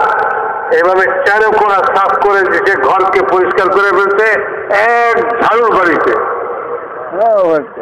মেরে মোহতারাম দোস্ত, আমার খোদার কাছে, আল্লাহ তাআলার কাছে এই পরিমাণ ক্ষমতা আছে। এক ঝাড়ুর বাড়ি দুনিয়ার সমস্ত শক্তিকে খতম করে দিতে পারে, গায়রুল্লাহ শক্তিকে খতম করে দিতে পারে। কিন্তু ওই আল্লাহ থেকে অজ্ঞ, যে আল্লাহ এত বড় ক্ষমতার অধিকারী, এত বড় ক্ষমতার অধিকারী, সে আল্লাহ থেকে অজ্ঞতা। সে আল্লাহর ওয়াদাকে জানে না, এটাই আসল অজ্ঞতা। সে আল্লাহর নিয়ম ধারাকে জানে না, এটাই হলো আসল অজ্ঞতা। অজ্ঞতা এই নয় যে সে ক খ গ ঘ লিখতে পারে না। অজ্ঞতা এটা নয় যে সে কোনো ব্যবসা করতে জানে না। অজ্ঞতা এটা নয় যে সে কোনো ঘর বাড়ি বানাইতে জানে না। অজ্ঞতা এটা নয় যে সে দুনিয়ার কোনো কাম কাজ করে না। মেরে মোহতারাম দোস্ত বুজুর্গ, দুনিয়ার কিছুই জানে না, দুনিয়ার কিছুই জানে না এমন জাতিকে খাড়া করছে আল্লাহ তাআলা রাসূল পাক সাল্লাল্লাহু আলাইহি ওয়াসাল্লামের জামানায় সাহাবাদেরকে, যারা মরুচারী, মরুভূমির বসবাসকারী, লেখাপড়া কিছুই জানে না, এই জাতিকে খাড়া করছে। তারা যখন খাড়া হয়েছে, যে জাতি এক সময় রোম পারস্যকে এইরকম ভয় করত, রাসূল পাক সাল্লাল্লাহু আলাইহি ওয়াসাল্লাম মিনাতে যখন তাদেরকে দাওয়াত দিতেছিলেন, আর হুজুর বলতেছিলেন আল্লাহ তাআলা যদি কোনোদিন এরকম সময় আনে যে যখন রোম পারস্যের শাহজাদা শাহজাদিরা তোমাদের ঘরে গোলাম বান্দি হয়ে আসবে, সেদিন কি তোমরা আল্লাহ তাআলার তাসবিহ তাহমিদ পড়বে? সেদিন কি আল্লাহ তাআলার একত্ববাদকে তোমরা স্বীকার করবে? লা ইলাহা ইল্লাল্লাহ পড়বে? একজন লোক রাসূল পাক সাল্লাল্লাহু আলাইহি ওয়াসাল্লামের মুখে হাত দিছে, খবরদার এরকম কথা বলেন না। রোম পারস্যের শাহজাদা শাহজাদি আমাদের ঘরে গোলামবাদী হয়ে আসবে, এরকম কথা আমাদের মুখ দিয়ে যদি বের হয় আর রোম পারস্য যদি শুনতে পায়, তা আমাদের এই আরববাসীকে ধূলিসাৎ করে দিবে। রোম পারস্যকে যারা এত ভয় পায়, এত ভয় করে, যারা যখন এই কলবা তাদের কাছে আসছে, এই কলবাকে তারা নিচে, তাদের অজ্ঞতা দূর হয়ে জ্ঞানের আলো তাদের কাছে আসছে, তারা আল্লাহকে চিনছে, আল্লাহ তাআলার ক্ষমতাকে জানছে, আল্লাহ তাআলার ওয়াদাকে জানছে, আল্লাহ তাআলার নিয়ম ধারাকে জানছে। এলোপাতারি নয়, যেমন তেমন ভাবে নয়। আল্লাহ তাআলা এক নিয়ম ধারা কায়েম করছেন। আমার ওয়াদাকে নিবার জন্য আমার নিয়মে আসো। মুহাম্মাদুর রাসূলুল্লাহ সাল্লাল্লাহু আলাইহি ওয়াসাল্লাম কিয়ামত পর্যন্তের জন্য মুহাম্মদ সাল্লাল্লাহু আলাইহি ওয়াসাল্লামের তরিকাকে, আমার ওয়াদাকে পাওয়ার রাস্তা বানাই দিলাম। যে ব্যক্তি আমার ওয়াদাকে পেতে চায়, সে হযরত মুহাম্মদ সাল্লাল্লাহু আলাইহি ওয়াসাল্লামের তরিকার অনুসরণ করে। তো আমি তার সঙ্গে আমার কৃত ওয়াদাকে পুরা করব, এটা হলো আমার নিয়ম, এটা হলো আমার ধারা। এর বাইরে আমার কারোর সঙ্গে কোনো ওয়াদা নেই, এর বাইরে কোনো ওয়াদা নাই। তো মেরে মোহতারাম দোস্তা বুজুর্গ, আল্লাহ তাআলা ওই জাতিকে, আরব জাতিকে খাড়া করছেন হুজুর আকরাম সাল্লাল্লাহু আলাইহি ওয়াসাল্লামের মেহনতের দ্বারা, তবলিগের দ্বারা, দাওয়াতের দ্বারা। তাদের এই অজ্ঞতার অন্ধকারকে দূর করে দিয়েছেন এবং যারা আল্লাহ তাআলাকে চিনছেন তারা দুনিয়াকে বুঝছে, আখিরাতকে বুঝছে। দুনিয়াকে পিছনে রাখছে, আখিরাতকে অগ্রাধিকার দিচ্ছে। আল্লাহ তাআলার ওয়াদাকে তারা জানছে, আল্লাহ তাআলার ওয়াদা নিবার রাস্তাও তারা জানছে। যখন আল্লাহ তাআলার ক্ষমতা তারা জানতে পারছে, তাদের কাছে আসছে, দুনিয়ার বড় বড় শক্তিকে 2 পয়সা মূল্য দেয় নাই এই জাতি, যে জাতি এক সময় এদের ভয়ে কম্পমান ছিল, তারা আজ তাদের সঙ্গে মোকাবেলায় নামছে। এই রোম পারস্যই বলতেছে এই কথা যে এই মরুভূমির বসবাসকারী আরব জাতি, এরা তো আমাদের ভয়ে এক সময় কম্পমান ছিল, আজ কি জিনিস তাদেরকে এত সাহসী করে তুলল যে তারা আজ আমাদের সুশিক্ষিত সেনাবাহিনীর মোকাবেলার জন্য প্রস্তুত হয়ে আছে, আর আমাদের দেশকে দখল করতেছে, আমাদেরকে বিতাড়িত করতেছে। মেরে মহতারাম দোস্তা বুজুর্গ, পারস্য জয় করছে, রোম জয় করছে, মিশর জয় করছে, দুনিয়াকে মুসলমান সাহাবায়ে কেরাম রাদিয়াল্লাহু তাআলা আনহুম আজমাইন জয় করছেন, কিন্তু এই দুনিয়াকে কোনো মূল্য দেন নাই। জয় কেন করলেন? বলে এই সমগ্র মানব জাতি তাদের অজ্ঞতার অন্ধকার থেকে তারা বের হোক, তারা জ্ঞানের আলো লাভ করুক, তারা জানুক আল্লাহ তাআলা কত বড় ক্ষমতার অধিকারী, লা ইলাহা ইল্লাল্লাহ। তারা জানুক এই ক্ষমতাশালী আল্লাহ তাআলার কাছ থেকে, সর্বোচ্চ শক্তিমান আল্লাহ তাআলার ওয়াদাকে পাওয়ার রাস্তাকে তারা পেয়ে যায় মুহাম্মাদুর রাসূলুল্লাহ সাল্লাল্লাহু আলাইহি ওয়াসাল্লাম। এই কলমার দাওয়াত নিয়ে চারিদিকে ছুটছেন। এই কলমা প্রচারই তাদের উদ্দেশ্য ছিল। কোন স্বর্ণ চাঁদি হাসিল করা, টাকা পয়সা নেওয়া, জায়গা জমিন দখল করা, কোন ঘর বাড়ি নেওয়া, আরামায়েশ করা, এগুলি তাদের উদ্দেশ্যই ছিল না। তখনকার যুগে একজন কিছু জমিন ক্রয় করে চাষাবাদ করতে শুরু করছিল। হযরত ওমরের কাছে যখন তার কথা খবর পৌঁছে, হযরত ওমর রাদিয়াল্লাহু আনহু তাকে লিখে পাঠাইছেন, তার কাছে সংবাদ পাঠাইছেন যে জিল্লাতের মালা আল্লাহ তাআলা আমাদের গলা থেকে নামায়া দিছিলেন, আমি শুনতে পাইলাম তুমি আবার সেই জিল্লাতের মালা নিজের গলায় পরে দিছ, অর্থাৎ জমিন চাষ করতে শুরু করে দিছ। আরে চাষাবাদ করা আমাদের কাজ না। দুনিয়াতে বহু জাতি আছে, তারা চাষাবাদ করুক, দুনিয়াকে আবাদ করুক। আমাদের কাম তো হলো আল্লাহর দ্বীনকে দুনিয়াতে বুলন্দ করা, আল্লাহর কালেমাকে দুনিয়াতে উঁচা করা। এই জন্য নিজেদের জান, এই জন্য নিজেদের মাল সব কিছুকে কোরবান করা, এটাই হলো আমাদের কাজ। এবং এইটা থেকে আমরা এক বিন্দু সরব না। মেরে মহতারাম দোস্তা বুজুর্গ, সাহাবারা যখন এই উদ্দেশ্যে এই আরবের জমিন থেকে যেদিকে ছুটছেন, সেদিকে আল্লাহ তাআলা তাদের জন্য রাস্তা খুঁজতে থাকছেন। না কোনো পাহাড় তাদের পথে বাধা হইতে পারছে, না কোনো জঙ্গল তাদের পথে বাধা হইতে পারছে, না কোনো সমুদ্র তাদের পথে বাধা হয়েছে। সাহাবাদের জামাত সমুদ্রের কিনারায় পৌঁছে, ওই পারে দুশমন, ওই পারে কলমা পৌঁছাইতে হবে, পারাপারের কোনো ব্যবস্থা নেই। তো সাহাবা রাদিয়াল্লাহু তাআলা আজমাইন তারা তাদের সওয়ারিগুলিকে এই সমুদ্রের ভিতরে ঢুকে সমুদ্রের ভিতরে নামাই দিতেন, আর এই সমুদ্রের উপর দিয়ে তারা এরকম ভাবে পার হয়ে গেছেন যেরকম শুকনা জমিনের উপর দিয়ে পার হয়ে যায়।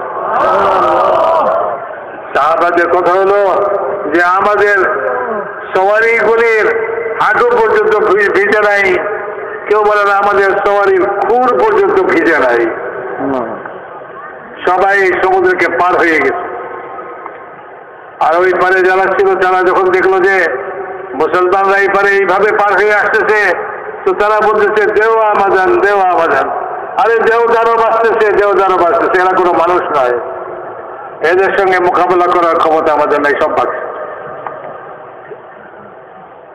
মেরে মহতারাম দোস্ত, সাহাবায়ে কেরাম আফ্রিকার জঙ্গলের কাছে পৌঁছছেন, আর সেখানে তারা ছাউনি ঢালবেন, জঙ্গলের জানোয়ার কোনো ক্ষতি না করে। জঙ্গলের জানোয়ারকে সরাইতে হবে, জঙ্গলকে খালি করতে হবে। তারা উঠে একজনে ঘোষণা দিয়ে দিচ্ছে এই জঙ্গলবাসী পশু জানোয়ার, তোমাদেরকে ঘোষণা দেওয়া হচ্ছে 3 দিনের মধ্যে এই জঙ্গলকে খালি করে দিবে, আমাদের বাহিনী এখানে ছাউনি ডালবে। মেরে মহতারাম দোস্তা বুজুর্গ ইতিহাসে লেখে যে জঙ্গলের পশুরা তাদের বাচ্চাদেরকে মুখে নিয়ে এই জঙ্গল ছেড়ে তারা জঙ্গলকে খালি করে দিচ্ছে এবং সাহাবায়ে কেরাম এই জঙ্গলে অবস্থান করছেন, ওখানে তারা তাদের ছাউনি ডাকছেন। মেরে মহতারাম দোস্তা বুজুর্গ, কোনো কিছুই তাদের পথে বাধা হইতে পারে নাই।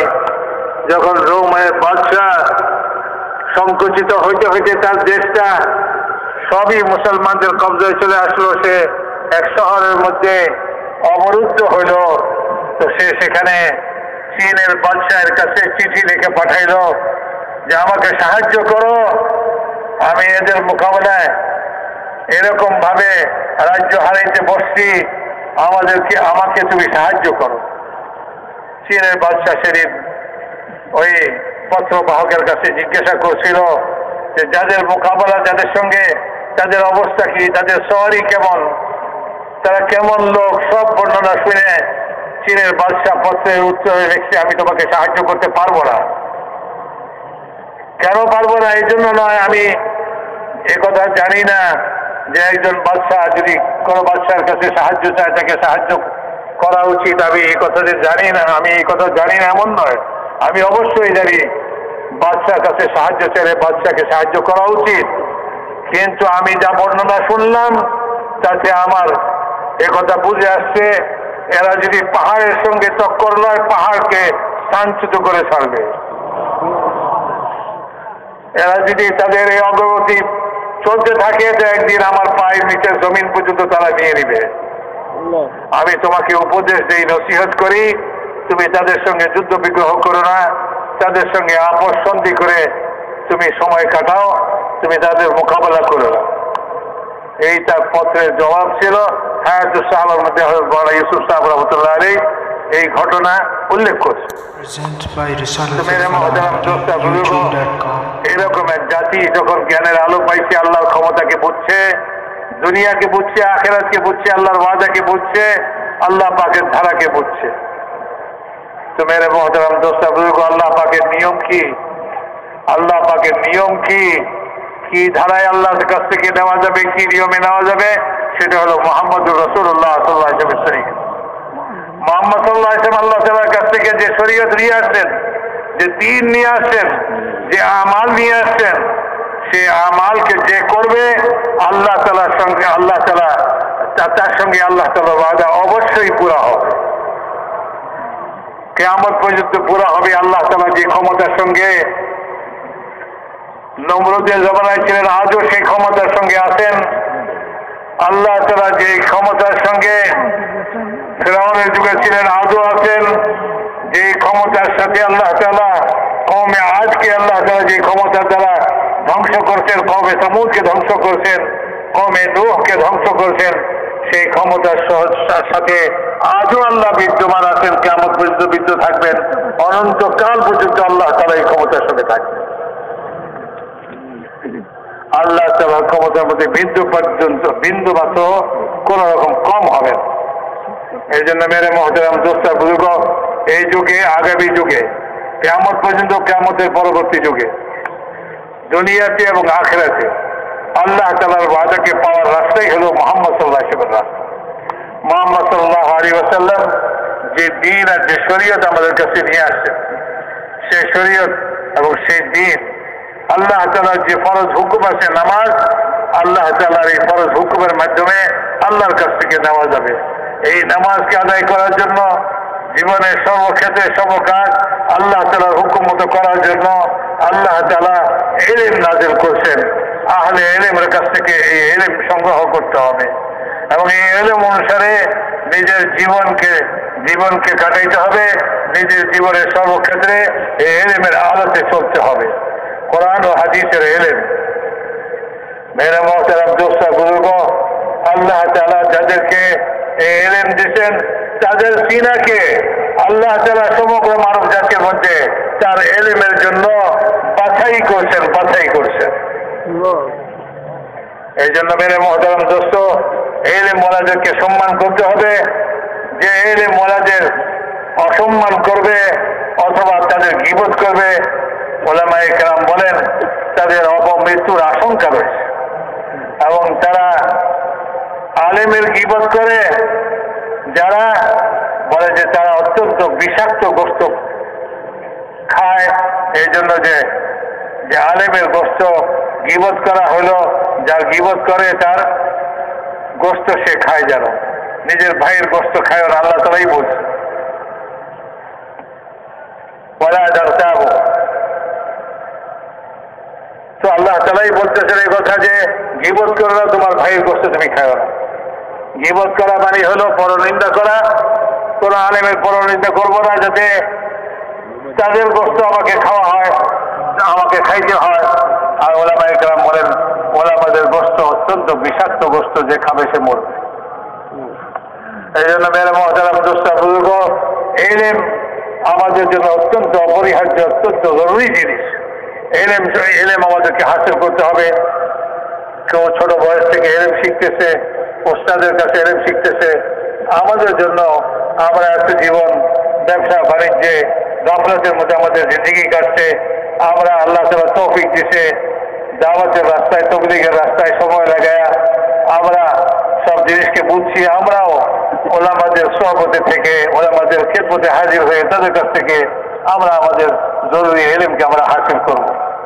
এবং আল্লাহ তাআলার ধ্যান আর জিকিরের মধ্যে সর্বমুহূর্ত কাটাইতে হবে। এই জন্য যে সর্বক্ষণ আল্লাহ তাআলা দেখতেছেন, যে আল্লাহ তাআলা ধ্যানে এবং জিকিরের মধ্যে কাটায়, কাল কিয়ামতের ময়দানে হাসতে হাসতে বেহেশতে দাখিল হবে। রাসূল পাক সাল্লাল্লাহু আলাইহি ওয়াসাল্লাম নসিহত করতেছেন সাহাবীকে যে তোমার জবান যেন আল্লাহ তাআলার জিকিরে সিক্ত থাকে, এমন অবস্থা তোমার মৃত্যু আসে। মেরে মহতারাম দোস্ত বুজুর্গ, এই জন্য আল্লাহ তাআলার জিকিরও করতে হবে, আল্লাহর ধ্যানের সঙ্গে নামাজ পড়তে হবে, এলেমের সঙ্গে নামাজ পড়তে হবে। জাহেজ মূর্খ অবস্থায় নামাজ নয়, যেমন তেমন তরিকায় নামাজ নয়। নামাজের জন্য যে তরিকা বাতায় দিয়েছেন হযরত মুহাম্মদ সাল্লাল্লাহু আলাইহি ওয়াসাল্লাম, সেই তরিকায় নামাজকে আদায় করতে হবে। এবং মেরে মহতারাম দোস্ত, জীবনের প্রত্যেকটা ক্ষেত্রে এলেমের মুখাপেক্ষি আমরা প্রত্যেকটা ক্ষেত্রে মুহাম্মদ সাল্লাল্লাহু আলাইহি ওয়াসাল্লামের তরিকা মতো আমাদেরকে জীবনযাপন করতে হবে। এবং এই জীবনে আমাদের মুখ্য উদ্দেশ্যই হলো আল্লাহকে রাজি করা। আল্লাহকে রাজি করা, যে আল্লাহকে রাজি করার জন্য মখলুককে নারাজ করে, আল্লাহ একদিন মখলুককে তার পক্ষে রাজি করে দেন। আর যে আল্লাহকে নারাজ করে মখলুককে রাজি করে, আল্লাহ তাআলা একদিন এই মখলুককেও তার বিরুদ্ধে নারাজ করে দেন। এই জন্য কোন মখলুকের রেজামন্দি নয়, কেউ সন্তুষ্ট হোক তাতে কিছু আসে যায় না। আল্লাহ সন্তুষ্ট করলে করে দিবেন, কিন্তু আমার উদ্দেশ্য তো হলো এক আল্লাহকে রাজি করা। আল্লাহ তাআলা কাউকে রাজি করার উদ্দেশ্য কোনো কাজের মধ্যে নাই। তাবলীগে যাই, চাই নামাজ পড়ি, চাই জিকির করি, চাই তেলাওয়াত করি, চাই জীবনে যে কোনো কাজ আমি করি, শুধুমাত্র আল্লাহকে রাজি করার জন্য। আল্লাহ রাজি হয় এমন কাজ করব, আল্লাহ নারাজ হয় এমন কাজ থেকে বিরত থাকি। এটাই আমার জীবনের মুখ্য উদ্দেশ্য। মেরে মহতারাম দোস্ত বুজুর্গ, আজ এই জিনিসই মেরে মহতারাম দোস্ত, কলমা তো আমরা পড়ছি, বেশক মুসলমান আমরা, কিন্তু আজ অজ্ঞতা চেপে বসছে। আজ আমরা দুনিয়ার জিনিসকে বড় করি, দুনিয়াকে ভয় পাই, দুনিয়ার কাছে আশা করি। আল্লাহ তাআলা আমাদের দিলের ভিতর থেকে মখলুকের, আল্লাহ ছাড়া সমস্ত মখলুকের ভয়, ভীতি, আশা, আকাঙ্ক্ষা, এই সব কিছুকে আল্লাহ তাআলা দূর করে এক আল্লাহর উপরে আমাদের দিলের আশা, আকাঙ্ক্ষা, ভয়, ভীতিকে সৃষ্টি করে দেন। এবং আল্লাহ তাআলার হুকুম জীবনের সর্বক্ষেত্রে আমরা পালন করতে পারি। এটার জন্যই আল্লাহর রাস্তায় বের হয়ে 4 মাস নিজের ঘর সংসার থেকে, নিজের সমস্ত দুনিয়ার কারবার থেকে আলাদা হয়ে মসজিদের পরিবেশে আল্লাহ আখিরাতের কথা, এই সমস্ত কথা আলোচনা করার দ্বারা, এই সমস্ত কথা শোনার দ্বারা আল্লাহ তাআলা আমাদের দিলের অন্ধকারকে দূর করে দিবেন, আমাদের জিন্দেগিকে সুন্দর করে দিবেন, ঠিক করে দিবেন। এই জন্য আমরা সকলে তৈরি আছি কি আছি না ভাই? আল্লাহ তাআলা আমাদের সকলকে তৌফিক